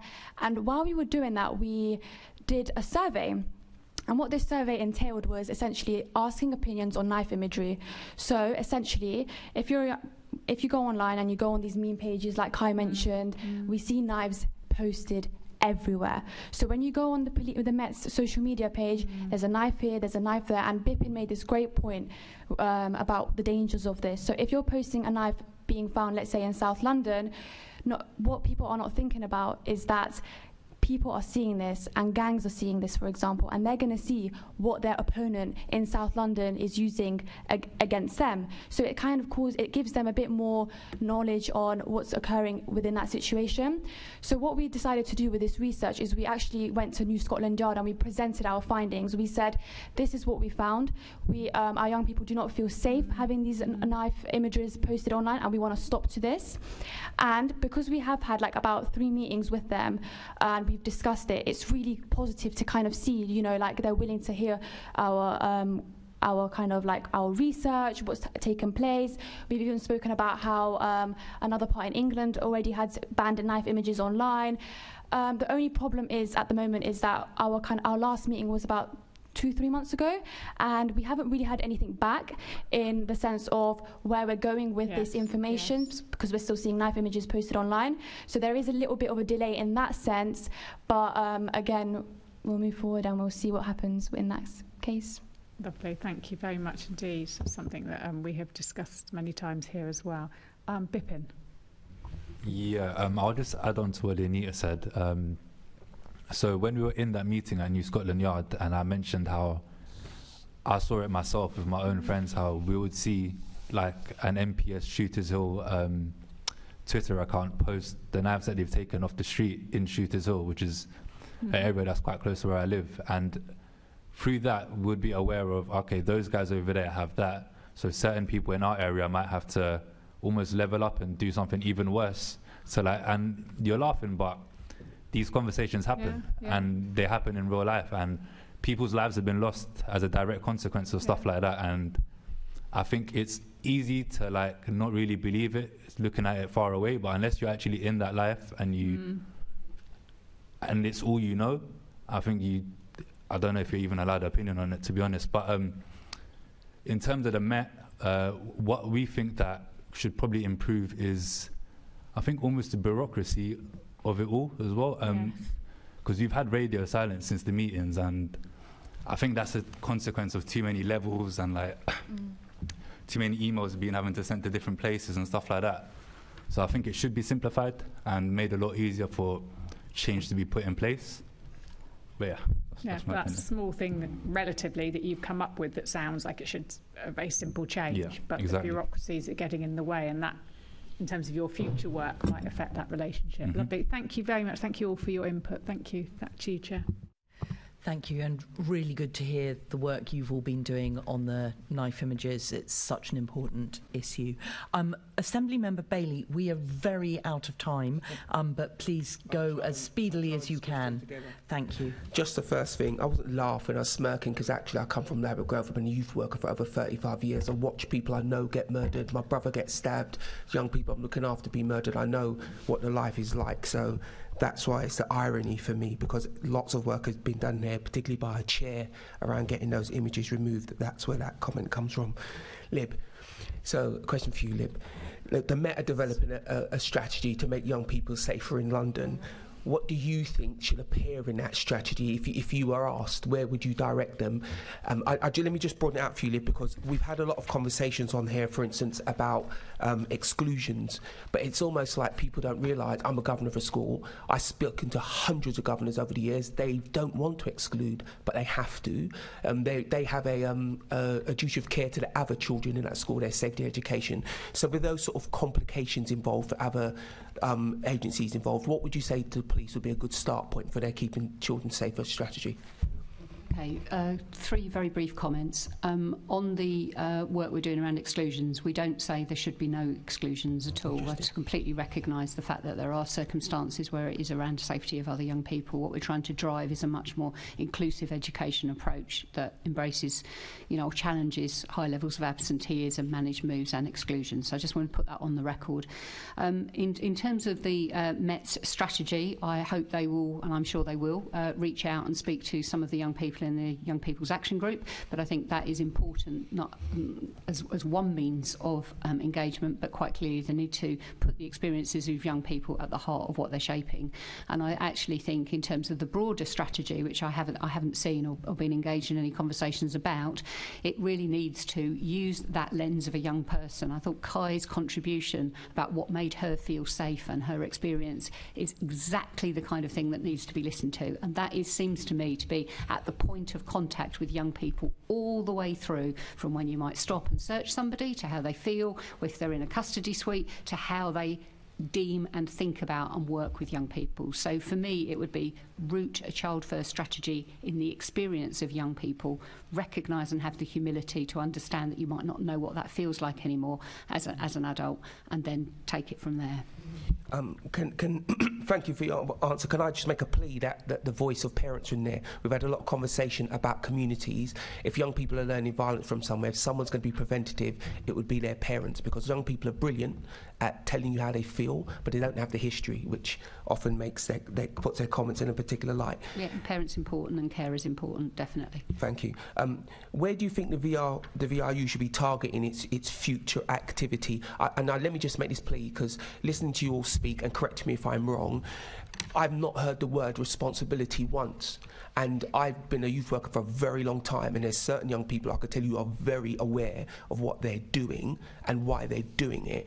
And I would argue that you need a dissenting voice within your voices to give you a slightly different perspective, because you seem to have a very fixed, one-dimensional view on this. So in view of that, when you're spending your next set of resources. That's just how I feel, Lib. When you're setting your resources, what's your future focus? New, we all know what you're already doing, and some of it has been very effective, but given a choice, what would you do realistically new?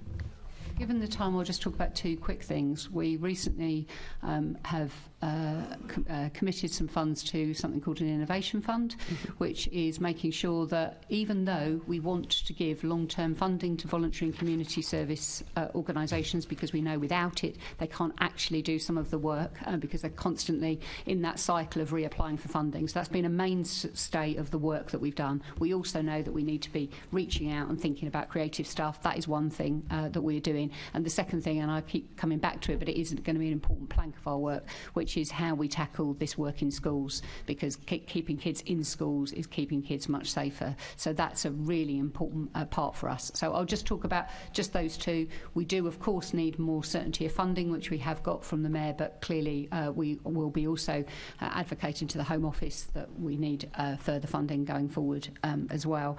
And I think I'll ask, if we've got time, Chair, I think the young people can answer for themselves about the other point. I would just say that we embrace lots of discussions with the Young People's Action Group. We go through a huge recruitment process, and there is a lot of diversity of views and experience, as well as a huge amount, as I'm sure you've heard, of eloquency and insight and intelligence. I think that's a really good point, to let the young people have the final word.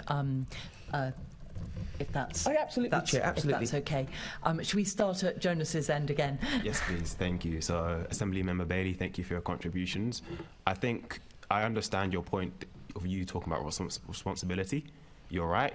But the reason we haven't spoke about responsibility is because we're here to talk to you all about what we feel you can do to support us and the work that we're doing. There's no one here that has not said that we don't talk to our friends, peers, and family members about these issues, because we do. We educate them and we do our best. But the reason we didn't bring up responsibility is because we're here to talk to you all as policymakers, politicians, and people that can influence London, young Londoners. So that's why we didn't talk about responsibility, but I agree with what you're saying. I understand your perspective. Did you want to go in order? Sorry, I was just going to say, in terms of so for example, let's say a young person does a crime, and let's say, hypothetically speaking, a young person made a misogynistic comment. They're wrong. They're definitely wrong. But what we do at the VRU is we don't really look at it in the sense of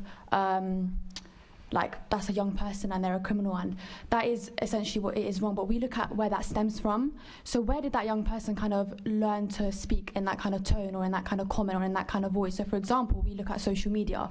So we know that on social media at the moment there's loads of misogyny occurring on the internet. So we know that that young boy making that comment, for example, about how something about a woman, for example, we know that's wrong, and we know that young person should, is doing something that's incorrect.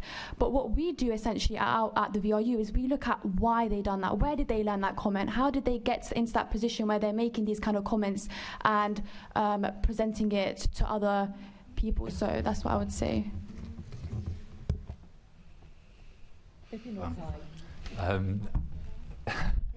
Yeah, again, I'd like to just reiterate what my colleagues have said.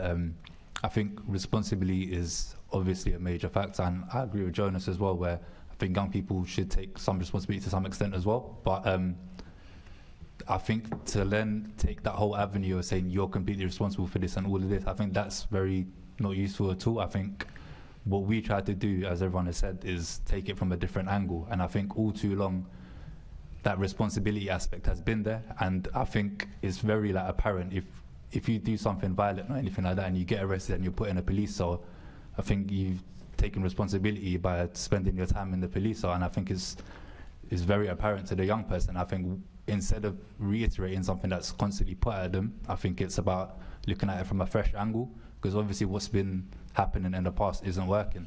So, yeah. In the nicest way possible, I think... In the nicest way possible, I think your point is a bit irrelevant, because whatever motivations young people have towards violence, as in, we do talk about a lot of empathy and having empathy for the fact that maybe there's other factors that cause them to get involved in violence, which is why they shouldn't have entire responsibility. But whether they are fully aware of what they're doing or whether they're not, our intervention methods would still work, because it puts someone in a situation where they've got things that are going well for them, as in they've got, like, for example, their career is set, for example, or they're included in school and they have a good support system, they have their trusted adults, they have teachers that there to support them, they have good friends, they have a good circle, and they're driven away from violence and that kind of culture and that community. I feel like put them in that scenario, they would be less likely to commit violence, and that's why our intervention methods would work, even if they would be heavily aware of the fact that they are committing violence. And I've seen it firsthand as well, like people, like Leonita's example, like misogyny, for example, what they're saying is misogynistic, and what they're like, they might what they're saying is misogynistic, and they know that it's wrong and they are responsible for their actions. But once given the opportunity to educate themselves and learn from why what they're saying is wrong, they do tend to kind of sway away from it and learn better ways to communicate themselves. And I think that's why, regardless of their motivations to commit violence, the intervention would still work. And even then, just reiterating my point, this is not an arena for me to answer. Lib, you have been, and your young people have been absolute. You've generated something. Me, I'd love to continue this conversation outside of here, because the chair will lynch me if I keep wasting her time. I certainly would not do anything as violent as that, Assembly Member Bailey. I just want to thank all of you for making your time available to us. We have, I hope all of us, learned a huge amount from talking with you, and looking at this issue of young people affected by violence. And I hope we can continue the conversation, and I also hope that the Metropolitan Police will learn from the deep community engagement work that you are all involved in all across our city. The Met have a big job to do to build those relationships with the community, to rebuild trust and confidence, and it seems like working with you and listening to you might be very helpful to them. So I think we may well be asking them some questions about that. So thank you so much for your time. And I'm now going to adjourn the meeting while we swap our guests over. Thank you.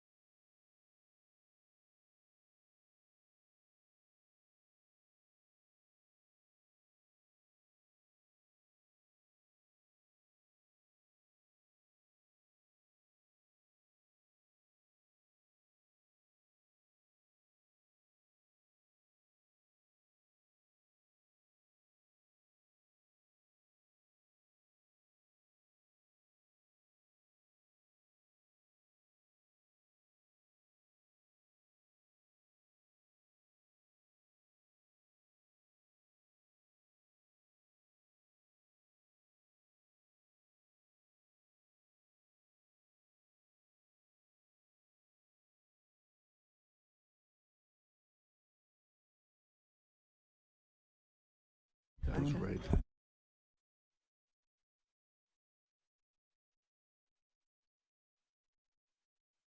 Welcome back to the Police and Crime Committee, and can I now introduce our second panel of guests.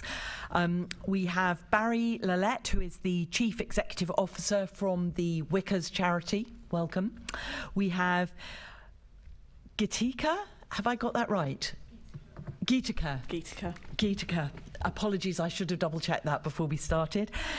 Geethika Jayatilaka, the Chief Executive of Redthread.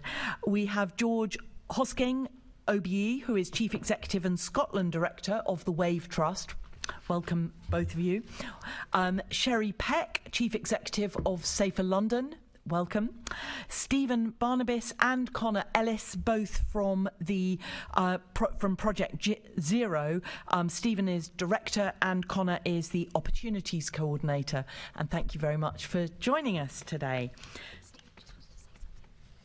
Stephen. Yes, just wanted to confirm I'm Operational Manager of Project Zero. Excellent. Thank you very much. Sorry, Caroline.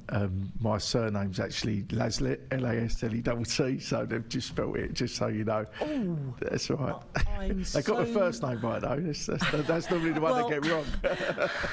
That is, it's got a typo all the way through everything. So many apologies for that.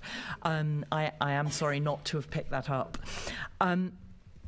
So I understand that you have been listening in on our first session and have heard the voices of the young people who are very clear about terminology and talking about young people affected by by violence, not about youth violence, and that was, I think, we all heard that very, very loud and clear.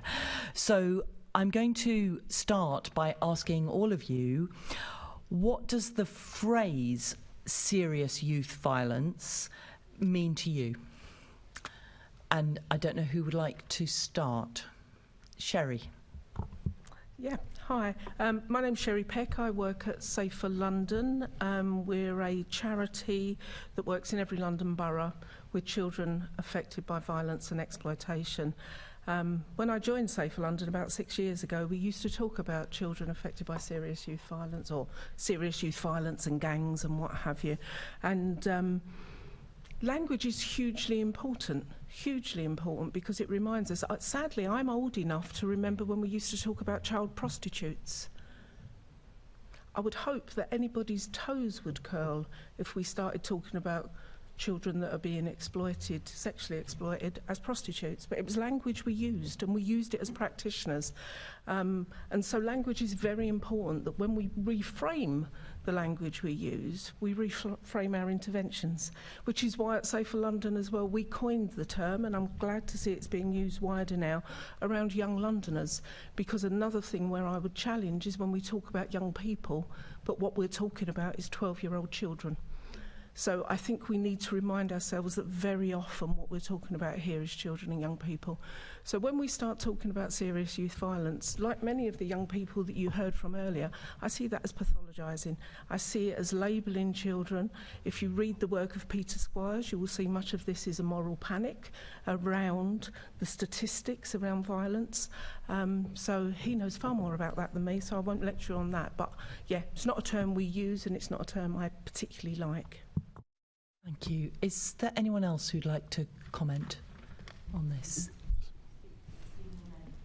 Yeah, I guess there is a danger with the beginning part of that phrase, the serious. What is serious? Yes, of course, if a young person loses their life or somebody sustains substantial injury because they've been injured in a knife attack or a gun attack or even other form of weapons. But we've seen it before where one punch can kill somebody, one little incident, one little fight can turn into something very serious and very life affecting to whether to families or to the young person or even the perpetrator.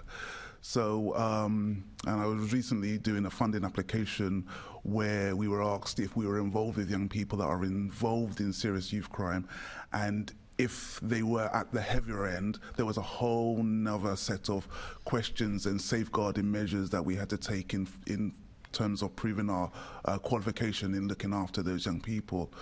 But, you know, any young person at any point can be involved in something that can turn into something very serious.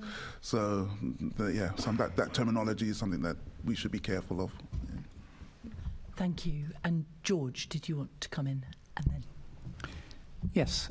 Statistically, the majority of violence in society peaks in adolescence, and there is much serious violence in London among young people. But I entirely accept the point made by the young people earlier that we should say young people affected by violence, because I completely take the point that was made that very often people engaging in violence are people who themselves are being affected by violence.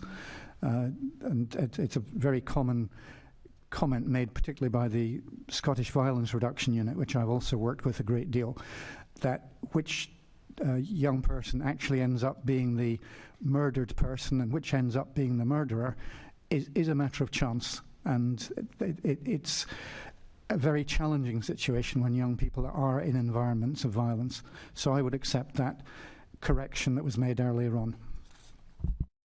Thank you. Geethika. Thank you. Yes, to concur with what's been said, we would also very much refer to children, young people who are affected by violence. I think George's point also, excuse me, linking the experiences of young people as victims and the impact of that in terms of, you know, post-traumatic stress or mental health, and the sort of connections there with potentially going on to perpetrate, I think is an absolutely important kind of issue to recognise. I think the other link that we would sort of flag is that when we talk about violence, we also need to recognise that that goes more beyond that in the way that we look at it, we need to make sure that we are not excluding, for example, recognition of the needs of girls and young women. So I think language does matter.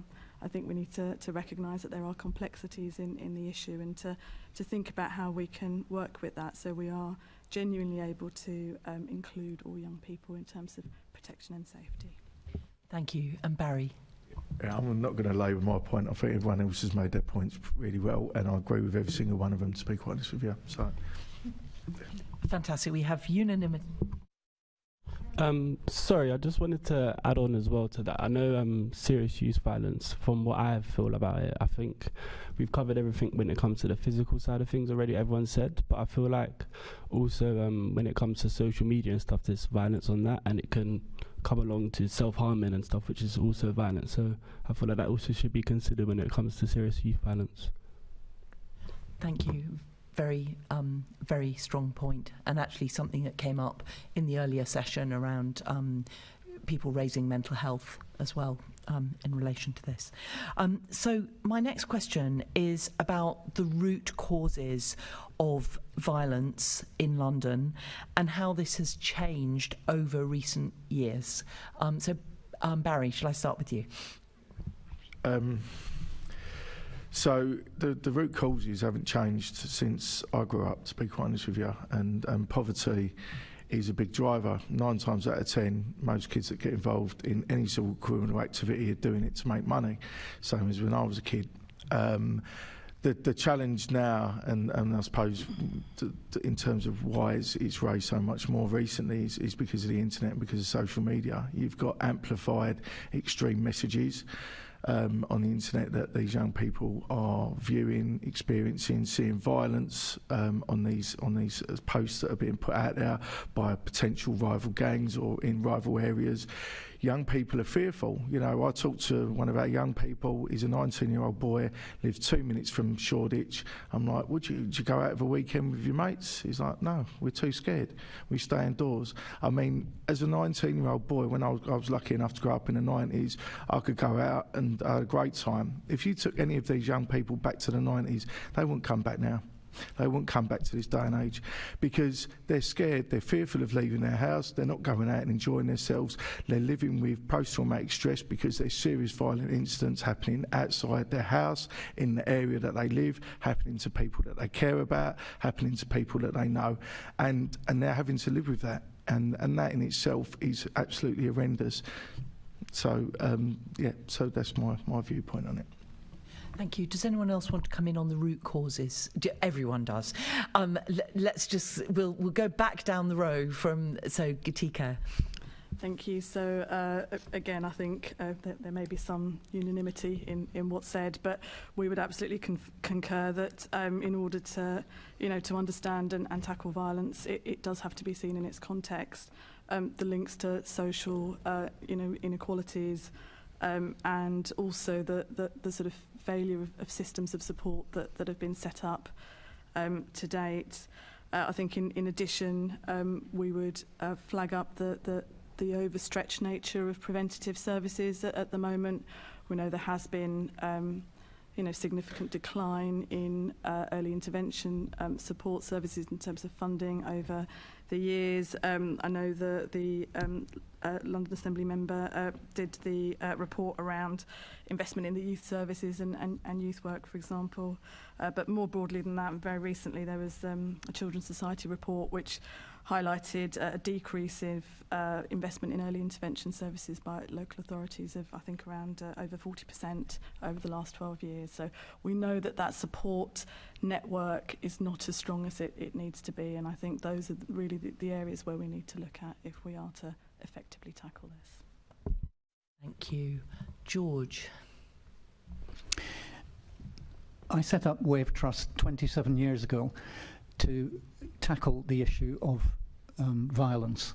WAVE actually stands for Worldwide Alternatives to Violence, and our focus was on looking at the root causes, because what we discovered was that throughout not just the United Kingdom but the world, governments and charities were tackling the symptoms of violence and not the root causes. After 10 years of research, we produced the report Violence and What to Do About It, which led to our working with the Home Office and the then Labour government and the Metropolitan Police. And what we found was that the root causes of violence had two components. One was the inner propensity to be violent in individuals, and the other was triggers of violence, such as alcohol or poverty or other circumstances. But what we also discovered was that people did not become violent if they didn't have the inner propensity. So many people can get drunk or watch violent television or be poor and not be violent. But those who are the ones who have that inner propensity. And that inner propensity occurs and is created in the first 3 years of a child's life. We spend about 90% of the money we spend on violence tackling the triggers.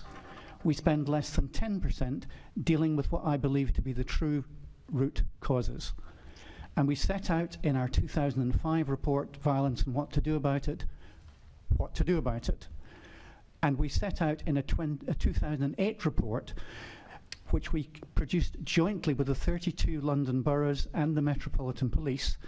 The report is called Working Together to Reduce Serious Youth Violence, and I strongly recommend to everyone reading that report, because I think everything in that report indicates actions we should be taking to tackle youth violence in London. The sad thing is, its recommendations were never implemented. There are reasons for that, which I won't go into unless I'm asked. But I have reread both our reports, our 2005 and 2008 reports recently, and I wouldn't change anything that we said in those. Everything I've learned in the last 15 years since 2008 has only reinforced the conclusions that we made at that time. What I have learned is a lot more about what would be effective in tackling things, but the root causes are clear. They are the experiences children have in home or in the care in that first 3 years of life. It's been shown that at the age 18 months to 2.5 years, the children who will be the future violent adolescent offenders can already be identified, or at least the group from which they come can already be identified, and have been identified by researchers such as Professor Richard Tremblay at the University of Montreal, who's followed that cohort of children from 1.5 years to adolescence, and the Dunedin study in New Zealand, where nurses watching 3-year-old children at play could pick out the future violent offenders just by watching those children at play, including identifying future domestic violence perpetrators at 5 times the level of accuracy of domestic violence perpetrators in the general population. So we know what causes violent behaviour. We even know how to stop it. The problem is we don't actually put the steps in place to prevent it. Sounds really distressing, the idea that that might be set from such a young age. Sherry, would you like to comment? I'm not going to obviously argue with such a academic study, and I agree with very much of it. I think where we're seeing an increase is that increase in inequality.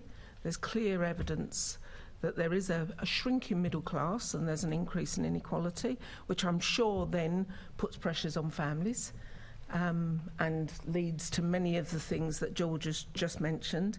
I think as well that what we know and through our work is that we're facing an absolute crisis around harm outside the home, and we have a statutory system that has no way of responding to that. So social care currently have no statutory framework in which to respond to a child where the biggest dangers for them are outside their home as opposed to inside their home.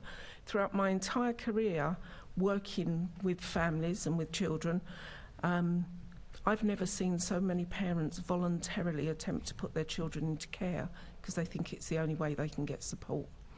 I think one of you mentioned earlier the work around parents. When I took over at Safer London, we did no work with parents.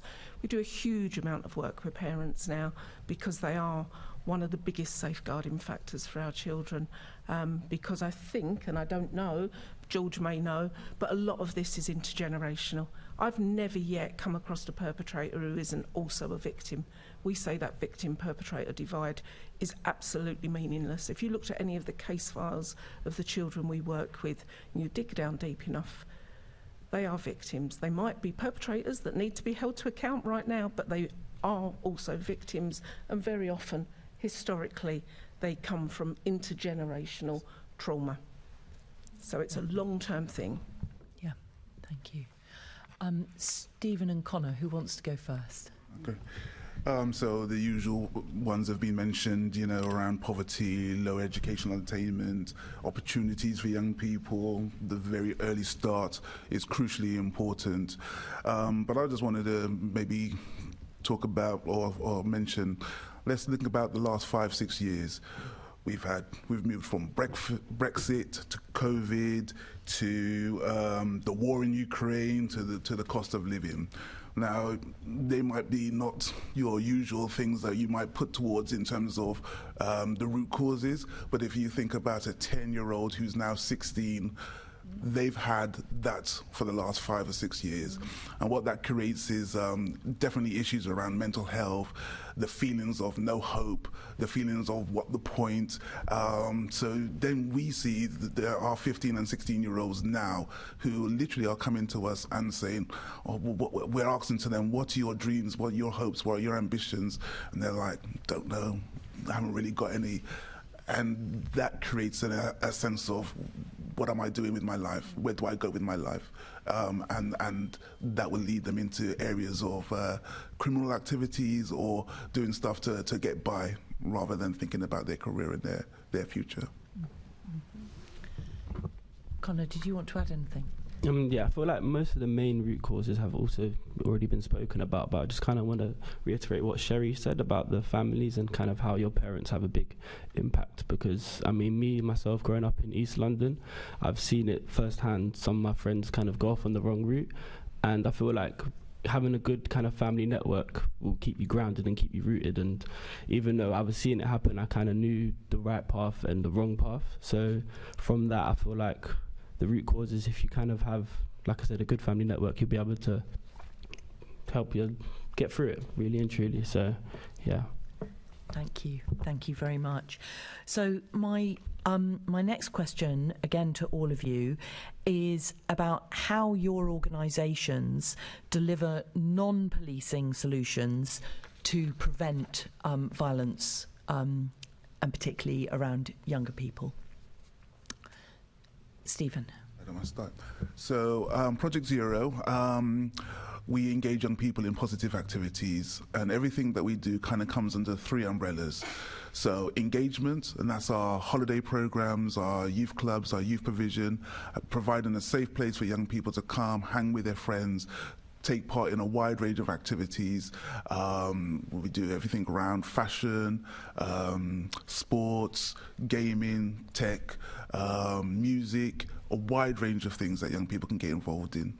And as much of their engagement activities and just fun activities for them to do, there are also elements of what are the things that you enjoy, what are the things that you could potentially take into careers, what are the things that you can use in your home life, and what you do outside of school and in the community. Then inclusion, that's looking at and targeting young people that's involved maybe at risk of gang or criminal activities, issues around mental health. And when we talk about mental health, we also talk about confidence. So some young people may have low self-esteem, not confidence, and that also leads them into being vulnerable young people that could be led down certain roads. So we provide a wide range of activities that does target the most disadvantaged young people. And then the last element of what we do, or the last umbrella, is employment. Because once we have got a young person, once we're engaging with them, we're thinking about their future. We're thinking about what are the things that they're going to do to be able to live independently, provide for a family if they make that choice.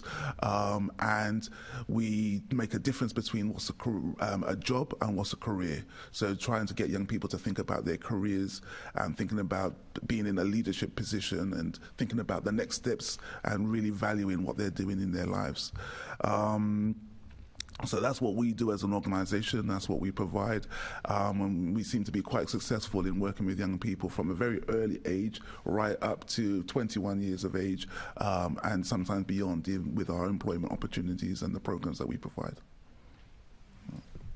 Connor, did you want to add anything? I mean, having visited Project Zero, it's a hub of energy and different stuff going on all over the place. But yeah, did you want to add anything? Yeah, just to add on to what Steve said, I would say we do mentoring as well. So we do go into schools, and there's a bunch of youth engagement workers who go along, and we kind of work with the kids who they've targeted and said that they need a bit extra assistance, and whereas the teachers may not be able to come in and give them that mentoring support, when there's someone who's similar-ish age to them come along and kind of had shared lived experience with them, we can come along and speak to them and kind of take them back on the right path if they just need a little bit of assistance in that way. So I'd say, yeah, we also do mentoring alongside everything what Steve has already said. Mention your role as well, what you do. Yeah, so my role at Project Zero, is opportunities coordinator. So as Steve mentioned with the employment side of things, so I'll kind of email a lot of external businesses and kind of let them know about Project Zero, who we are, and kind of try to get different insight days, different employment activities for them so they can kind of go into businesses, do like interview days with them, kind of see the business, see how it all works, the HQ, and just give them the opportunity to know that there's way more stuff out there other than just what's in Walthamstow. So we take them out on trips into central London, say like NatWest, Visa and stuff, and some of them have never even been out into central London, so even just them seeing that is like a big step for them. So yeah, that sounds amazing. Thank you. Sherry. Yeah, as I mentioned earlier, Safer London works any one time with between 300 and 500 children that have got very, very complex issues going on for them. Sadly, I think in the last year, 3 of those children have been murdered. I think 2 have been arrested and charged with murder. We have a sort of need-to-know process, a little bit like a social work process, where things get escalated so that I'm aware of everything that's going on in the organisation. And I cannot remember a week that's gone by, for as long as I can remember, where I've not had at least 1 or 2 alerts of children having been raped, or been attempting suicide, or being caught for carrying weapons. So it's quite a high level of risk that we work with, and we will work with children for as long as they need an intervention. It's a casework model.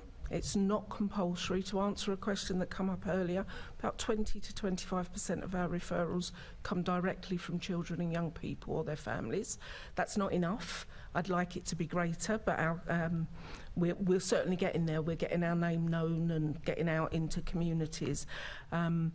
And we will work with children. Our logic model is around establishing safety for those children, physical safety, and that may be even moving the entire family, their accommodation, and helping them with that to make them physically safe. We then look at relational safety, emotional safety, and I very often talk about children being affected by emotional well-being issues rather than mental health issues. When you're living in proximity to violence, and when you're living and dealing with racism, your emotional well-being is going to be affected. Doesn't matter who you are, yeah, it is going to be affected. It's not a character flaw, it's not a mental health issue, it's not a medical issue. It is the fact that you're managing your emotional well-being. And last year we did an amazing, led by 10 amazing young black men, won a national award around encouraging other young black men to talk about mental health and to get help-seeking behaviours. And we're hoping to roll that out for young women as well. So we do the physical safety, the emotional safety, the relational safety. So we are very much guided by Carleen Furman's work around contextual safeguarding. So we work with people, but we work with peer groups as well. You know, children absolutely listen to their peers. They're not interested in oldies like us, they're interested in what their mates are saying. And so therefore, if you can work around peer groups, that's really important. And then the last thing is that we work around places. So you can make a referral to Safer London for an unsafe place. Because actually we can probably rescue a single child and family out of that place, but unless you resolve the issue, actually all you're going to do is another child is going to fall into it. So we do work around that. We will work with children, as I say, for as long as they need, if they've got court cases going on, but we always try to then step them down into other services. An evaluation last year that said about 50% of the children, which isn't good enough, I'm not resting on my laurels, but about 50% of the children that work with us no longer felt like a victim to anything by the time they finished, and about 25% were no longer involved in serious violence. That's probably some of the best evidence you can get, but it's a long way short from being good, because we're still managing children when they're living in what I see as a brutal context. That actually the environment is one of the biggest drivers here, and until we can build up community guardianship, actually, you know, I remember years ago, if there was a noise in the street, my dad used to walk outside and work out what was going on and intervene and be part of the local community. People are too fearful to do that now, so that notion of community guardianship and investing in spaces and places and giving people some answers. So yeah, that's what we do. We work as part of the professional network. We sit within strategy meetings. We may be part of somebody's youth offending referral order. It's really, really, really diverse what we do. The one thing that I would say is we can't do any of that without our staff. Connor is a really clear example of what amazing staff we have in this sector. But unless you can establish epistemic trust with these children, you'll never be credible to them. So unless those kids are going to listen to you and think, yeah, you get me, I will listen to you. Why should I listen to you when I've not listened to anybody else? And we stay by children. So if we're going to meet a child and that child doesn't turn up, let's say I've said, oh, George, I'll meet you in Costas at 11 o'clock. I sit in Costas from 11 o'clock till 12 o'clock waiting, because children will test you, especially damaged children. Sorry, I'm waffling. I don't even remember the question. George. WAVE operates in two different ways. After people have been damaged and before they've been damaged. In the after damaged part of our work, we work directly with people who have a history of violence or are at risk of violence. We work with... Can I just intervene? This idea of children, and Sherry, you used this term as well, of young people or children being damaged. Are we not talking about young people being affected by violence rather than damaged? Because that feels very I mean, the young people we were hearing from earlier were talking about stigma, and I just wanted to just pick up on that terminology. When I speak about damaged, mostly I'm referring to people who have suffered child abuse, neglect, growing up in homes with domestic violence, or other adverse childhood experiences. Okay, thank you. That clarifies it. Thank you. Yeah. So, we work with youth offending teams. We work with probation. We work with police. We work in prisons, working to turn people away from lives of violence. We've done a great deal of that, particularly in London, and we have achieved an almost 100% record of people we worked with not reoffending with violent offending. And I don't know of any other course or program which has got results like that. I put the success of our work down to the fact that we recognise that most of the people we've been dealing with are suffering from post-traumatic stress disorder as a result of earlier maltreatment in their lives. And I've been trained as a clinical criminologist and also as a traumatic stress counsellor. So we put healing PTSD at the centre of the work we do. It's not by any means the only part of the work we do, but it's a very critical part, which I think is fundamental to the success that we've achieved. We also do trauma-informed training with schools, with local authorities, with multiple third sector organisations, with GPs, with health visitors, midwives, with police forces, and with prisons. And that trauma-informed work is very valuable in terms of got violence in my mind.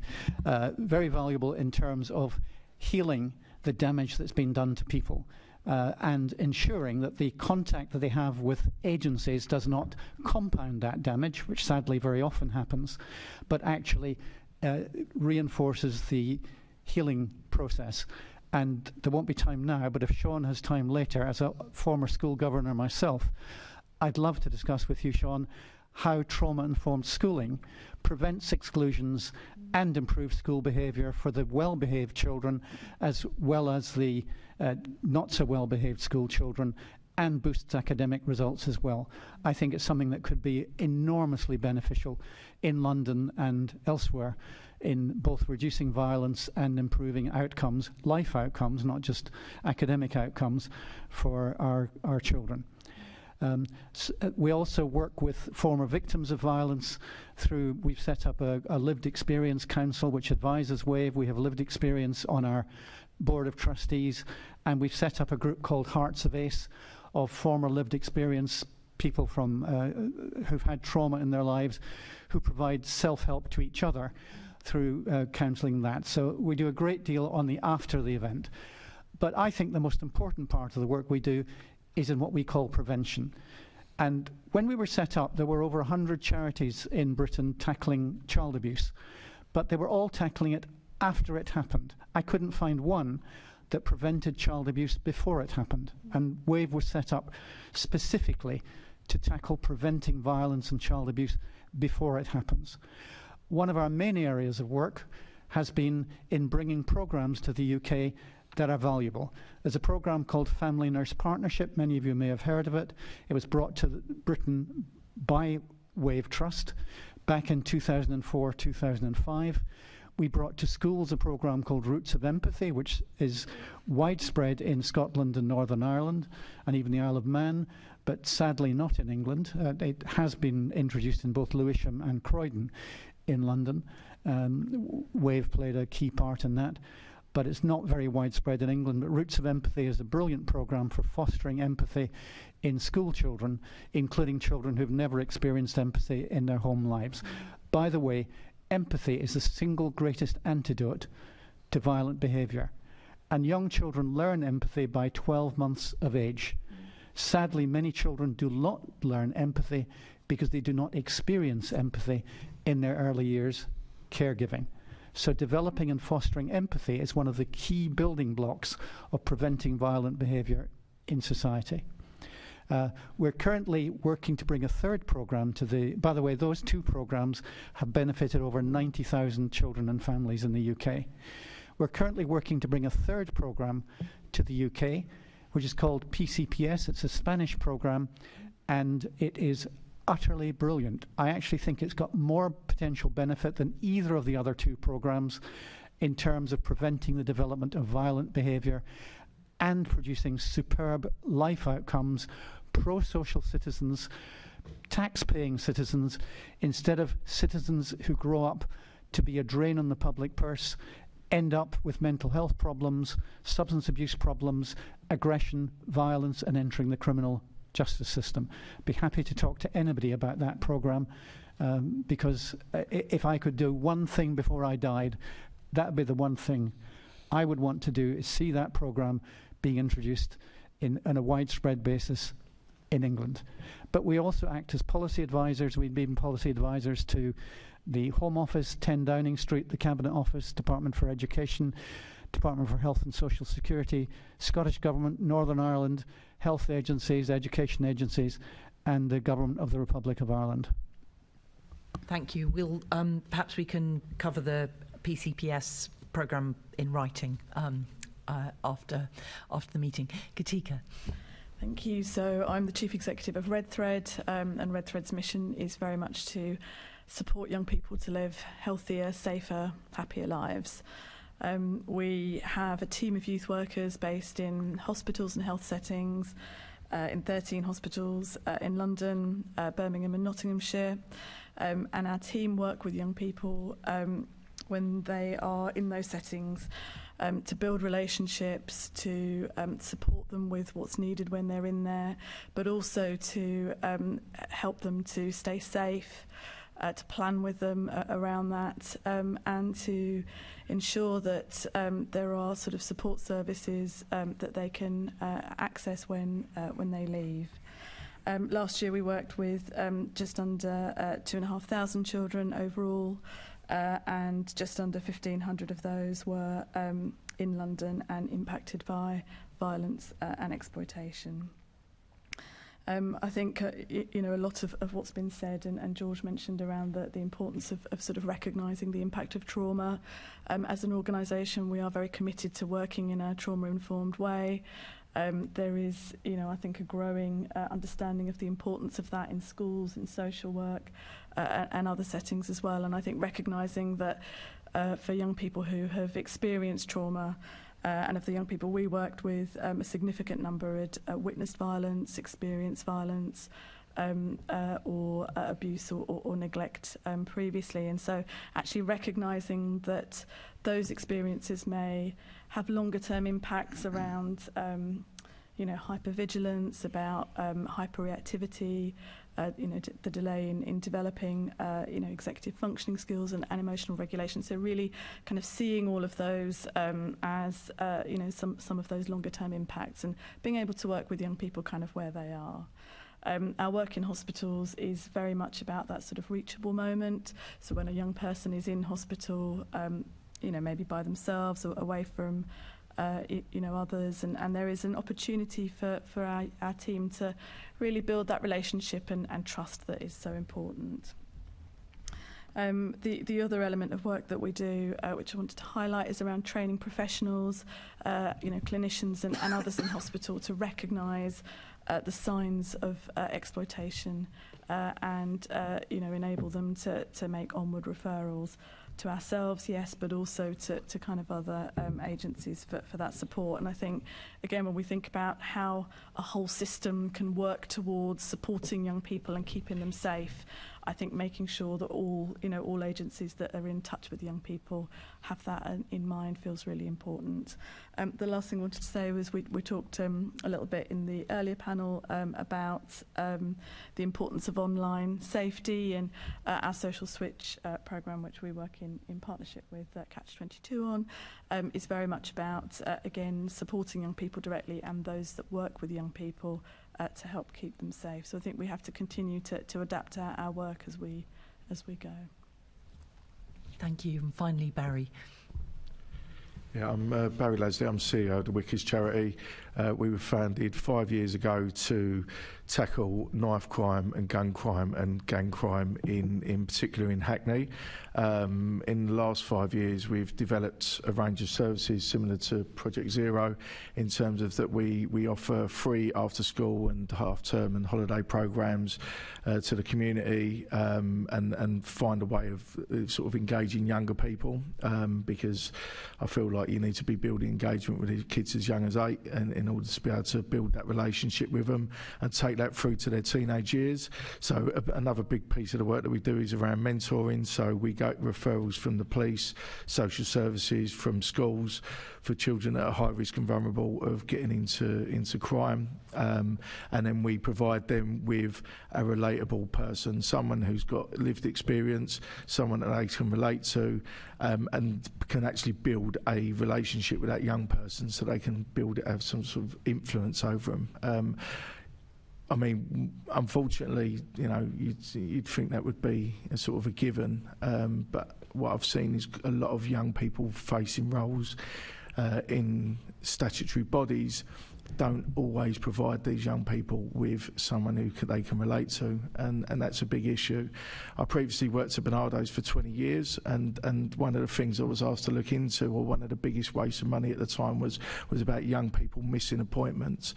Naively at the time, I was working in the corporate part of the department, and looked at it as like just young people who didn't want to be reached, didn't want to be going to these sessions, but actually now I'm sitting on the other side of the fence and have reconnected with my own lived experience, come to realise that actually it's a lot of the time because these young people are maybe not getting the support or not engaging with the person or building a relationship with the person that's there to help them. So the mentoring is a big part of everything that we do. You know, it's about building those trusted relationships to then try and build an influence over them in a more positive way. So we try not to focus. I mean, there's a lot of organisations out there that are better placed than us to support them with their issues and needs as such. We're aware of them, but what we try and do is find out what these young people are good at and what they're passionate about, and we try to then push them in those directions because we believe that if they've got focus and they've got some sort of direction and some sort of income that they can rely on, that actually sometimes those issues become less of a problem in terms of their day-to-day, and their mental health needs are obviously met by other organisations that are better placed than us. Our third lot of services that we provide is around employability, and we start that from around 15 years old, where we help these young people find out what they might be good at or what they like, because as we all know, you haven't got a clue what you want to do, or if you do know at the age of 15, 16, you're very lucky. I think, you know, people think that they want to do something, and then when they actually try it out, realise it's not for them, and I think we could have probably all testimony to that. I think there's a thing here around, from my own lived experience and from the young people that we talk to, is that sense of not belonging. And sensing that the rest of the world is for other people and not for you. And so helping these young people realise that there's opportunities out there, that they just need a bit of confidence and someone to believe in them, that makes a massive, massive difference. And so, you know, I think there's a lot of great opportunities here. So mental health is another thing that we pick up on quite a lot. And our staff have been neurolinguistically trained, but we also try to divert these to other organisations that are better placed than us. So we work in a range of boroughs. So we started off in Hackney. We now intensively work in Hackney, Newham, Tower Hamlets. We do a lot of work in Redbridge and Waltham Forest, and our focus is mainly around East London. So we've recently also taken lead of the Mayans Consortium in Hackney. Which is great honour for us, but also shows that the development of grassroots organisations, because there's a lot of them that are out there doing good work but don't know how to access funding, or don't have the right capacity or capabilities, but they're the ones that are engaging the young people a lot of the time. And I think that's a really interesting point that needs to be made, is that the My Ends programme as such has enabled us as an organisation to grow capacity, but to have greater influence over statutory bodies within our community. Yes, I just wanted to really add I think something that's quite important for what we do is that when we're thinking about our youth engagement provision, that we're actually thinking about just young people in general. So when you come to our centre, or when a young person or even a parent comes to our centre, they're not necessarily coming because they're bringing a child that's been involved in the criminal justice, considered as a gangbanger or in trouble or got problems. They're bringing a young person that wants to be involved in the youth provision that we provide. And I think this is quite important. I know that obviously targeted funding and making sure that young people who are most in need gets targeted provision is crucial, but it's the same with a young person being excluded from school. If you tell that parent that their child is about to go to a pupil referrals unit, the chances are they're not going to want their child to go to that because they know of the additional damage that might happen to that child when they go there. So what we try and do is that here's a place, is a youth provision for young people. Come along, enjoy the activities and everything that we provide, and then we're looking and we're knowing young people that need additional help, additional support, and we'll have specific programs that will assist that young person. And it seems very seamlessly, you're not coming because your child is considered a problem child. And I think that's quite important in thinking about the universal provision. Thank you. Sherry, you wanted to come. There's really lots of other quick, questions. Yeah, so really tiny, just to pick up on the trusted relationships thing. The group of young people that support Safer London in developing its work, working with Kieran Tharper, a youth worker, to do a piece of research around that. If you all want to be invited to the launch of that research, be really happy to share it with you. The other thing we do is when we've developed programmes, we then put them on our website and allow smaller organisations to just use them sort of open source, so that sort of generous leadership. That sounds very fantastic, and we'll find out about the invitation after the meeting. Assembly Member Pidgeon. I'm sorry. Assembly Member Bailey, I'm so sorry. My Chair, papers were covering. I'll be mercifully quick because, first of all, what you've all said, the words fail me. There's no way to convey the level of understanding you have all given across. Barrie, I all grew up in London like you do, and I remember the ability to go to places. My nephew will not do that, and it's an awful shame, but it signifies something very important. And Sherry, that thing you said about a safe area, a safe space. I did youth work for over 35 years. That's really what we were doing as a group of organisations. The way you talked about actually having a space that isn't for bad kids. We had a lot of talk about, well, kids are acting up because they can see where the funds are coming from. We need to provide something for all of our kids, because the important thing is that all of these children are not too far away from being that kid. That's the important thing. And as for you, George, I will be fully attending with all of my ability to pay attention to what you said. And the Redthread thing, the thing that really touched me is the teaching the professionals. I've been a youth worker for a long time. Yes, I enjoyed youth work, but I'm sensing from you that almost the academic understanding has moved on, and I personally want to get a little bit more into that, so I'll be around to see you all. But Chair, I had a very, which now seems like a trivial question about what could we do about social media, because you and the young people before talked about social media as a major driver, but to my mind as a parent we seem to be afraid to tell people, ISPs, they can't put that up there. Well, if they spent as much money taking stuff down as they do pushing products down our throat, maybe we'd get an effect. And I just wondered, is there something we could do about social media if you had a magic wand? Is that a question? Yes. For everyone? Let me direct it so that we can you direct it to one person? So I'd say to Stephen and George, what would you do about social media if you had that wand? Oh, well, that's well, as I'm a foster carer. I've raised 7 children. I've got 7 grandchildren, and it's an alarming thing. And it's when I was a young person growing up, if you wanted to find anything out, you'd have to get on your bike and you'd have to go out and you'd have to look for it. Now you don't have to. You could be at your home and you can just push a button, and whatever you want to see, whatever you want to look at is right there.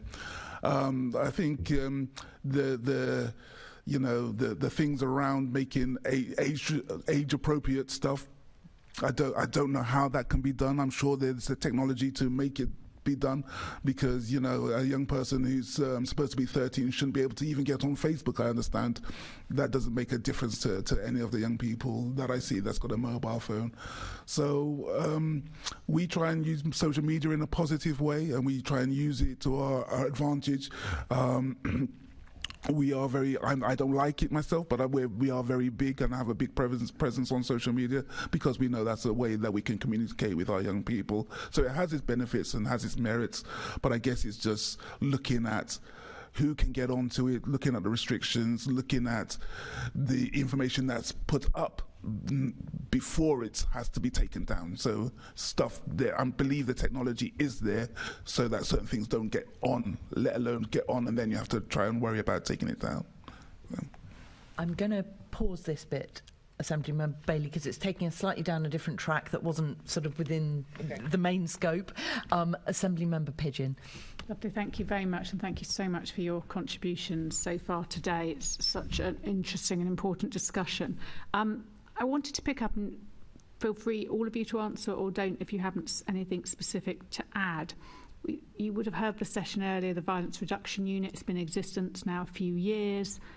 Some of us question how much it has delivered and what we want it to deliver. We spoke about how they're shifting, how they're approaching their work. What's your experience of the VRU? How successful has it been in bringing everyone together in this agenda? And do you have any evidence to support that? Who wants to go first? Let's go with Stephen and Connor. Yeah, so Connor can speak for himself. We're quite involved in Waltham Forest, the Violent Reduction Partnership. Connor can speak about he attends some of the steering group meetings, and we have young people that's on a number of the panels as well. So being involved in the conversations, being at the tables, being even involved in panel conversations and having our opinions and our views heard, I think has been quite crucial and quite important. I've learned a lot as well in the delivery of my work, you know, even the stats around, the imagery around knife crime, and we've adapted the things that we do in the provision that we provide. So for example, we've done just this summer gone our second year of an event that we called Choosing Life, and it's our anti-knife campaign, and it's an anti-knife campaign with a difference, rather than, and from the stats and from what we've learned, rather than having images around knives and posters around that, it's been a positive celebration of young people coming in, doing performances. We have what we're called Choosing Life ambassadors, so football players, musicians that come in and they speak about how where they were a young person and where they're now in their profession, and everything has been spun around in a positive anti-knife campaign, looking about your dreams, your goals and your ambitions, rather than don't carry a knife, don't walk with a knife. So in terms of the VRU, you're learning from them. Yeah, we learn from them. But you feel they listen to you? Yeah, I think so. I think we've been to enough meetings, and Connor's actually is our person who's our representative for the Violent Reduction Partnership work, and attending the steering groups as a young person himself. So I'll let him. Yeah, Connor, anything to add? Yeah, so funny enough, today later on I'm going to be a part of the YPAV steering group. So someone else, a young person who comes with Project Zero, comes along with me as well. So we basically it's quite good because they have the young person side of things, and then they also have the adult side of things. So they split it up, and then we come together, and then we both kind of discuss our opinions on how we feel like we can basically reduce youth violence. And it's a lot to do with sports and how we can kind of use sports to kind of reduce that and engage them in positive ways rather than just letting them at their own devices. So yeah, I feel like I've learned quite a lot. I've been to about 3-4 sessions now, and I feel like they're going really, really well. And we're coming up with different pilots, so we're going to try hopefully push them out there and get different projects on the ground. So yeah, it's going quite well, I would say. Thank you. Geethika, can I come to you and Redthread's work, which I hugely admire, but what's your view of the VRU? Yeah, so I do need to declare an interest in some ways, which is that we do receive funding from them, but I think we would definitely recognise that the VRU has brought together different groups. We're a part of some of their sort of charity networks. I think that they have funded a range of different kind of innovative projects over the years, which I think has been hugely positive. and that as one of those projects, I think we can also very much see that sort of commitment to kind of learning and reflection, which is really important when you're doing work which is complex, but there's not necessarily an easy outcome to be got. I think, you know, supporting that learning process is hugely important. I guess one of the things, you know, that potentially it would be good to see sort of going forwards is that support for longer term work. Yeah. And I know there's always a balance between that and the sort of innovation side of things, but I think, you know, that is something that to build relationships, to build partnerships, to be a service that is trusted and, you know, that young people know that they can rely on does need that sort of longer term approach. But overall, yes, we think it's been positive. Any others? Well, Sherry's hand go up, and then George. Yeah. I was literally going to say we've not been in receipt of funding from the VRU. We were a couple of years ago for a very small pilot, but I'm not at the moment. But the thing that I would say is that I think that prevention piece is absolutely critical. Within that space, we do need more funding, and I think that the more work that the VRU can do at a very local level, because I'm a great believer that local organisations have the answers, and the reach into communities is very good. So they also involve us, and we get invited to lots of things. So yeah, I've got no vested interest in it, but they certainly do try to bring people together and seem to be investing in interesting pieces of work. So yeah, I've got no criticism. Thank you. George?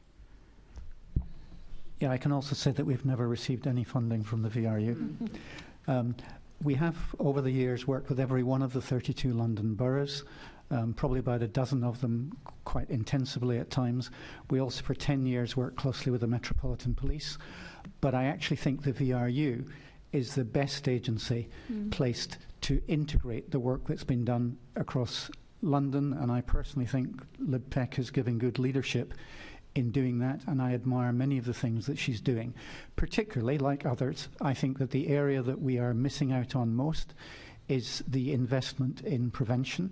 I'd like to see more money given to the VRU to put into prevention, but I can't think of a better place in London to put funding in order to drive that across London in a way that produces not just benefits in one or two boroughs, but across the whole area. I wonder if I can, if the chair will permit, answer a question you asked earlier in the day, Caroline, which was the question, what keeps you awake at night? Yes.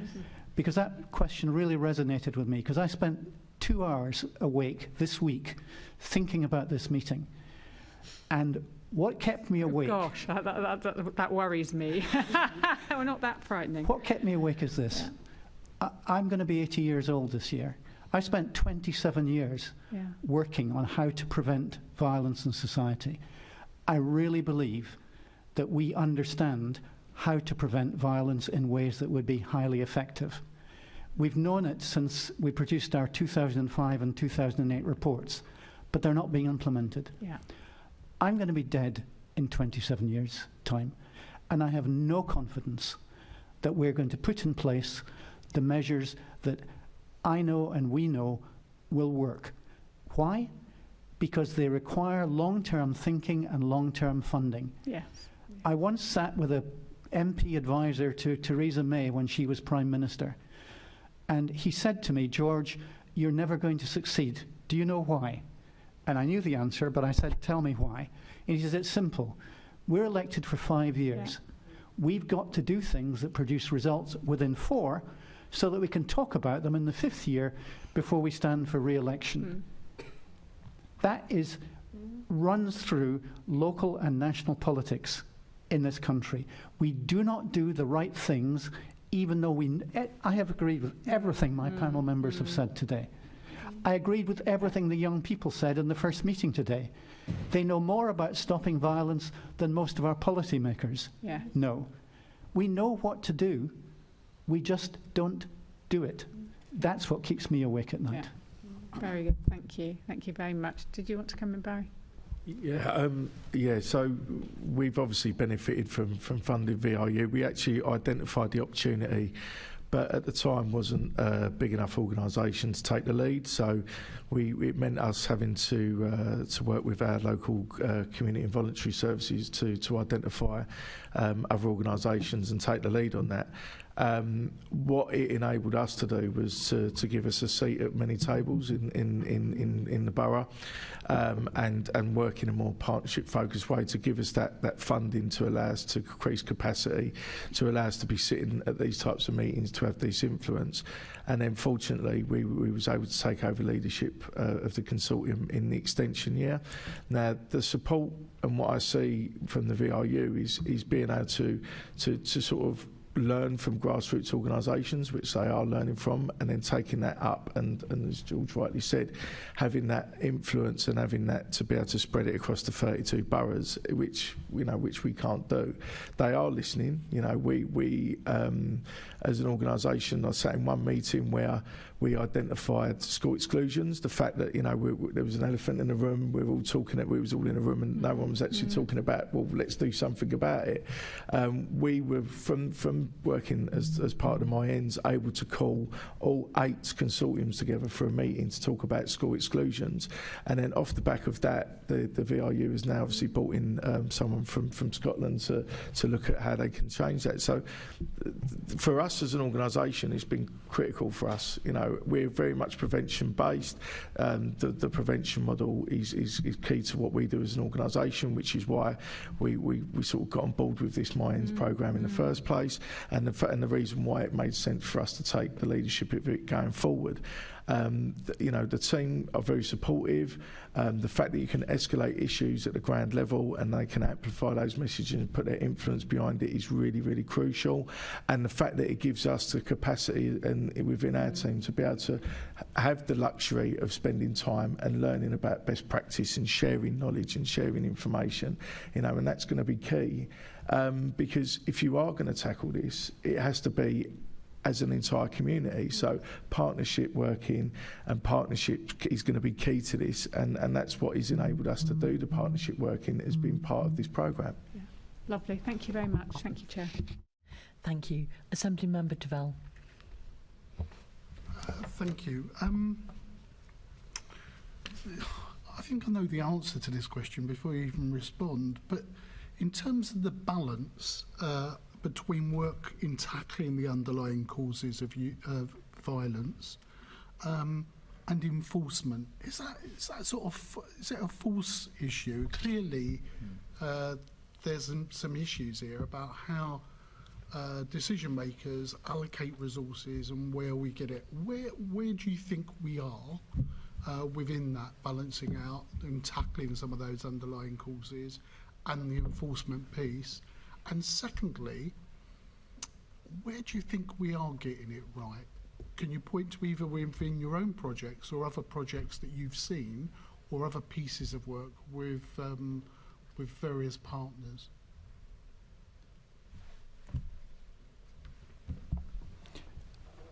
I'd like to quote a man called John Carnochan. John Carnochan was the head of the Scottish Violence Reduction Unit for many years. He's the real-life Taggart in Glasgow Police. He used to run the murder investigations for Glasgow. In a Scottish general election, where there was a campaign among all the political parties to find out who could bid the largest number of extra police officers that they would fund as a result of getting power if they got power after the election, John Carnochan went public and hit the front page of the Glasgow Herald in Scotland saying, if I wanted to tackle violence, I would rather have 1,000 extra health visitors rather than 1,000 extra policemen. Because the health visitors will be far more effective in preventing future violence in society than the police officers. That's not because John Carnochan believed we should underfund or understaff our police forces. Of course we shouldn't. And of course we need enforcement as part of what's done.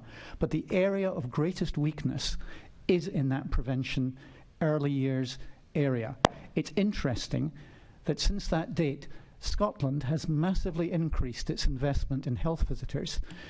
Families in Scotland get up to 17 visits from health visitors, whereas I keep hearing in London and elsewhere families who tell me they've never seen a health visitor, or they saw a health visitor once, and the health visitors tell me that they're hopelessly overwhelmed with the caseloads that they've got, and they're simply not able to do justice to the families that they're working with.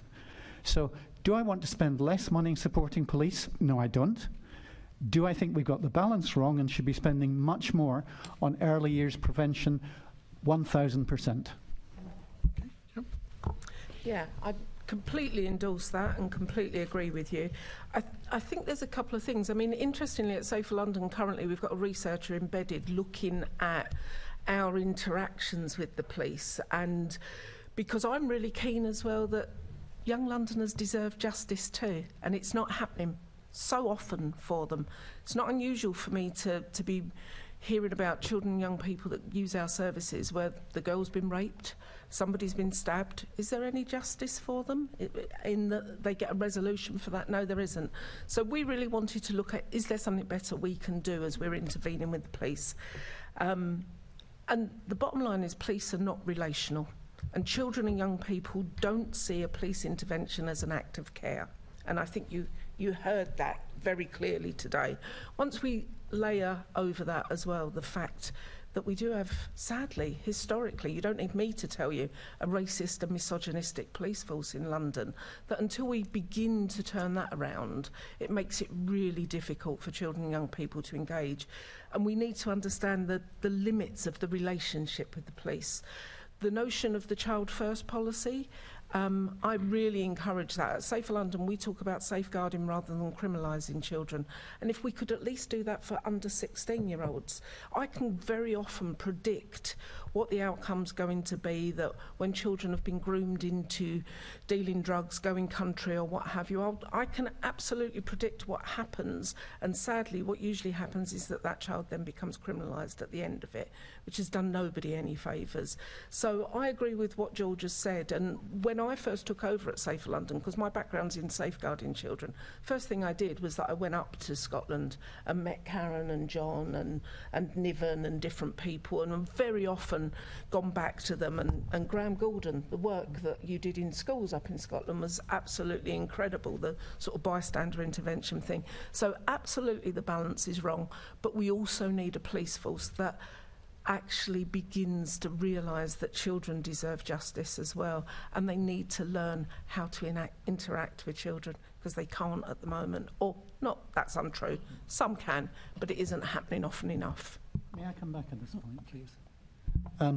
There is an approach called trauma-informed policing, which teaches police to adopt compassionate and empathic but effective methods of engaging with young people and others involved in crime. We've been involved in training many police forces across the UK in this approach.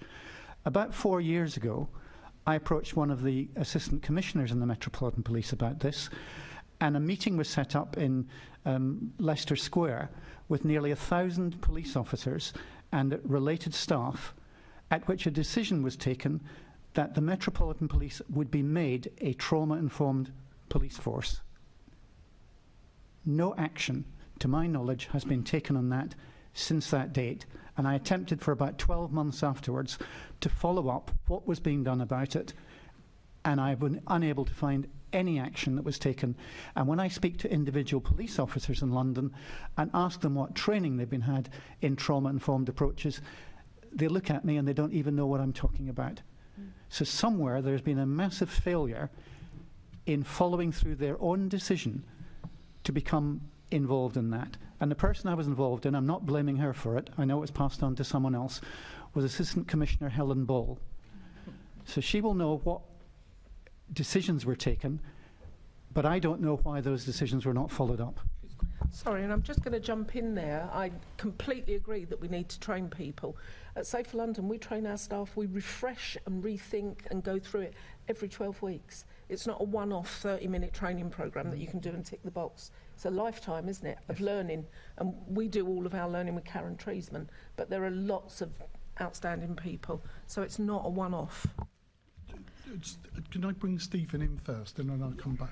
So, Yeah, so I heard this in the previous panel, and I heard the conversation raised. I do believe we need to be a little bit careful with this question, because it kind of feels that it could be a little bit of either or either, and I think it's very important that it's not.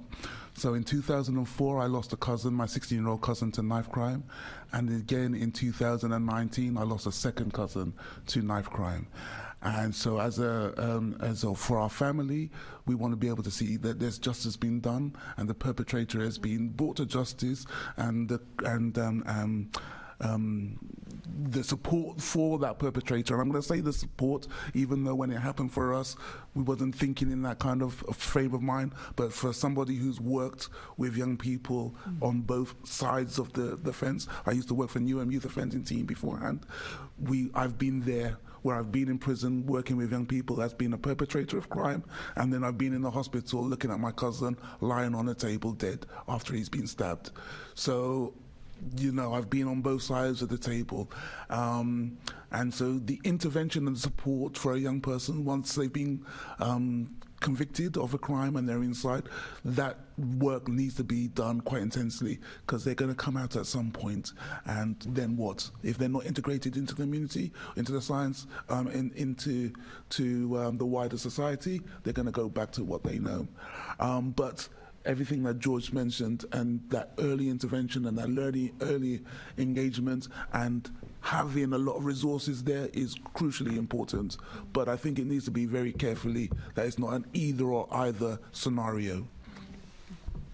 I think you would wholeheartedly endorse that idea of it needing to be more investment in early intervention and prevention, rather than a sort of false choice maybe. I think the other thing that I wanted to sort of flag up was really that the focus on the children and young people's strategy that the Met have is a really important opportunity. But I think in order for that really to be met, we heard from the young panellists this morning some of the sort of fearfulness and trepidation. We know from the Casey review that the confidence of Black Londoners in police is less, and therefore I think that strategy does need to start from a point of how to build trust, how to build relationships, and that needs to kind of underpin all of that work. I would also echo the point made recently, which was that young people, and particularly children and young people's interaction with enforcement, needs to be an opportunity to make sure that the right support services are in place. We need to take that opportunity every time. Barrie, Connor, do you want to add anything to what's been said? I agree with everyone. I think in relation to the Met, you have to look at their measures and how they measure success and how they get promoted within the organisation, because I was speaking to a community engagement officer, and we have great relationships with them, and then there's a section 60 put across, and then all of a sudden you've got different types of police coming in, and all of those relationships are then broken.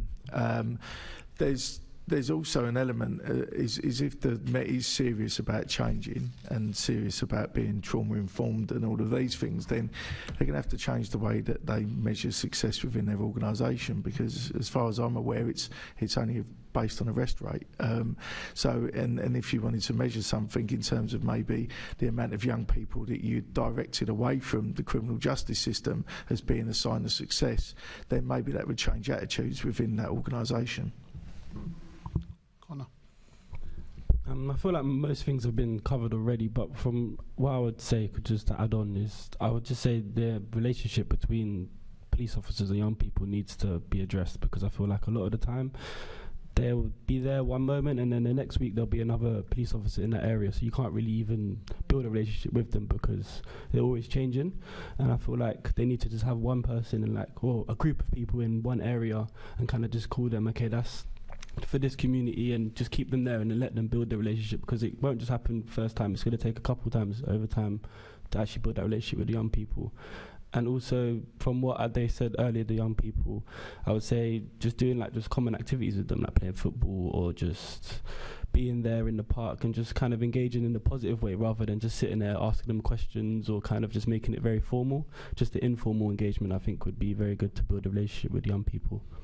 Well, let's just take that as a starting point then, in terms of building relationships with the MPS and its partners. So some of the things that you said earlier about building trust, how can you have trust in terms of racism, misogyny and all the rest of it? How do we build trust?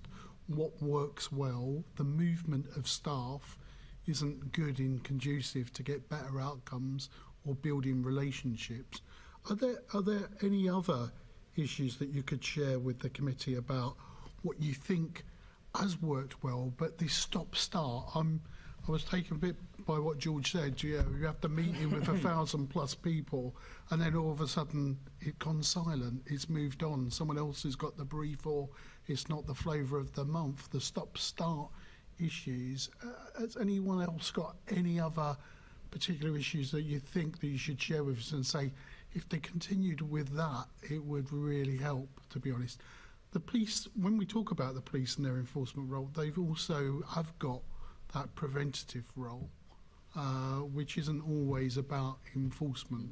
We've been forced down that route in many ways, so we need to remind that about some of the core issues. So have you got anything else to share with us, Stephen?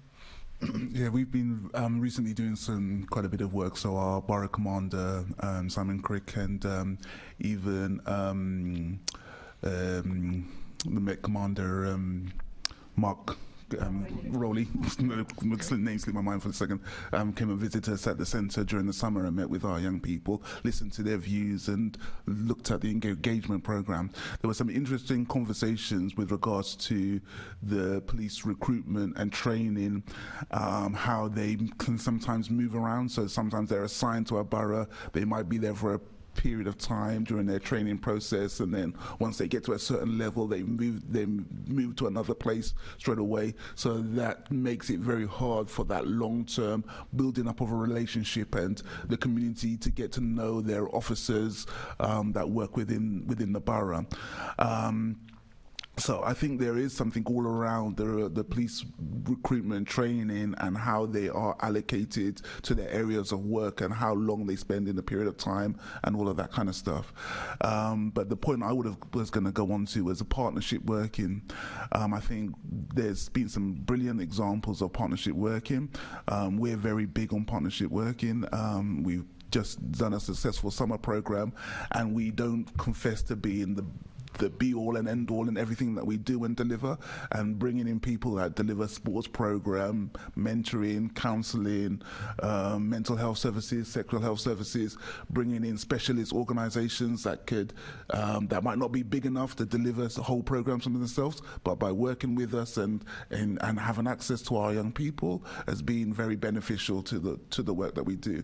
But the problem is that if you've got a funding pot and then you've got to split it between a wide range of organisations to deliver one program, it's very narrow and it becomes very bitty. So I think funding that supports partnership working and bringing people and organisations together would be quite beneficial in the work that we do and engagement work. One really small point, I think, for me is that so often the relationship between the children we work with and the police is so broken down that even if you can arrange for the police to take up, there is one particular case that sticks and keeps me awake at night, of a young child who had been sexually assaulted or raped 7 times, and we'd never managed to get them successfully to be able to give evidence to the police because they didn't want to do that without our worker next to them, and the police were reluctant to do that. So for me, there is definitely something about using the knowledge in third-party organisations that are trusted.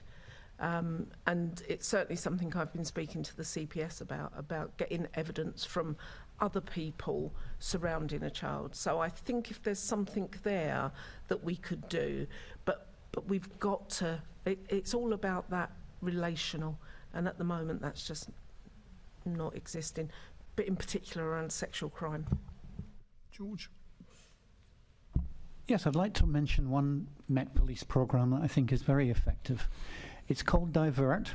It was set up by now Superintendent Jack Rowlands, who actually used to be a trustee of Wave Trust, and it basically helps young people divert themselves from lives of crime to employment and positive life events and life pathways. And I think that is something that is being done extremely well by the Met Police, and I think could be expanded, and I'd love to see more funding going into that, because I think it's hugely beneficial in its impact in diverting people. Can I just add one final thing, which is on the partnerships and part of the sort of development of the children and young people strategy. There is, I think, some consultation work going on, and just to emphasise the importance of that involving young people's voices, but also grassroots organisations, black-led organisations, to really make sure that that is as wide and engaging a process as possible but before the strategy is finalised. Yeah, I agree with George. I'm aware of the Divert programme. I think it's a brilliant programme. There's also an element that we've tried to build in, which is around induction. So as new officers come into the borough, that they spend some time with community organisations, because I think there is perceptions on both sides about, what their community is like. So every young black person's carrying a gun or a knife or selling drugs, and every police officer's racist, and that's what's pushed out on the social media. So it's about them breaking down barriers. So we have police come in without their uniform, build relationships with the young people, get to understand these young people and change their perceptions. And I think that is something that we've really seen makes a difference. And there's that element of there's another a programme called Account that exists in Hackney, which is basically when there's an arrest or something with the police, that there's a panel of community members that can hold the police to account and actually ask for information about the arrest or about what the investigation or whatever, and that worked so well that actually a previous borough commander wanted to shut it down, but it's actually now the new borough commander's come in. It looks like it's taking some roots again. So I think it's just about engagement, showing that they're real, showing that they care about the communities that they're working in, and it isn't all about coming in when something's gone wrong and we've got to arrest someone. I just want to add on to what I said before about the community kind of police officers within a certain area, and I feel like it would be very hard for both parties to kind of get along if they keep on changing, because if there's a young person who's now getting along with a police officer and then they change, when the new one comes in now, they're going to think, okay, there's no point in me kind of getting to know or build a relationship with them, because they'll probably change again. So then it makes it hard for both parties, I feel like, when it comes to that. And also when it comes to the uniform, I feel like them coming without the uniform sometimes will be really good, because it just shows them that they're people just like us. Because when they come with their uniform, I feel like they've already got that agenda saying, okay, they're a police officer, they've got their handcuffs, they got this, they got that. So be wary of that. But if they come and maybe first of all just have a normal conversation with them, and then after that say, okay, I'm a police officer, but when they're in their normal uniform, normal clothes, that would be a good way to kind of engage the conversation at first, because I feel like they'll be like, yeah, no, we're just normal people just like you. Thank you. Yeah, I'd just like to say, Jack Rowlands is a senior police officer who really gets prevention. I spent 9 years as an advisor to the Metropolitan Police, and I was working with senior police officers who really got prevention in that time. I think if the Police and Crime Committee has got some powers in this matter, encouraging those officers who are really committed to and understand prevention would be very, very beneficial. I'm not saying enforcement isn't important, of course it is, but we do not get the balance right at the present time.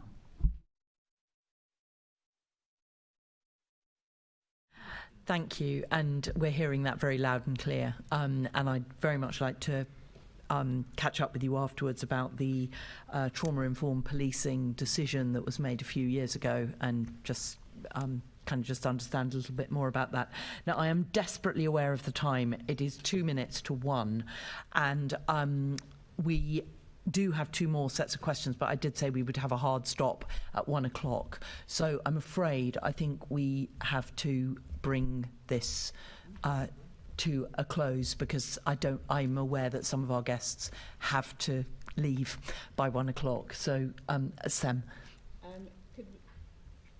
Could we ask, the various documents and other things have been referenced, could we ask panellists if they could maybe provide additional reflections beyond the questions, because there's probably a lot more we could discuss. Absolutely, yes. I think the questions that haven't been asked are important. I'm not asking that we ask them, but would the panel be kind enough if we wrote to them about those questions to give us their views on those? Yes, Keith, we're all in agreement. We're going to send you the last 2 questions, and don't feel you have to write a massive essay, but if you're able to give any brief thoughts or longer if you like, we would be incredibly grateful. So I need to get to my procedure note. Here we go. I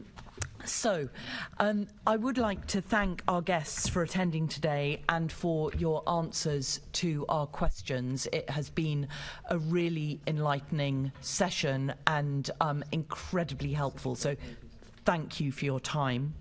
Can I ask the committee to note the report and the discussion? Can we also delegate authority to me as chair in consultation with party group lead members to agree any output arising from the meeting? Can I ask the committee to note its work programme for the 23-24 Assembly year? Can we also note the additional activity undertaken since our last meeting, namely the informal briefing on drug diversion with Cranston, Transform and the Centre for Justice Innovation? The next meeting of the committee is scheduled to take place on Thursday the 5th of October at 10 o'clock in the Chamber here at City Hall. I have no urgent business, so that concludes today's meeting. Thank you.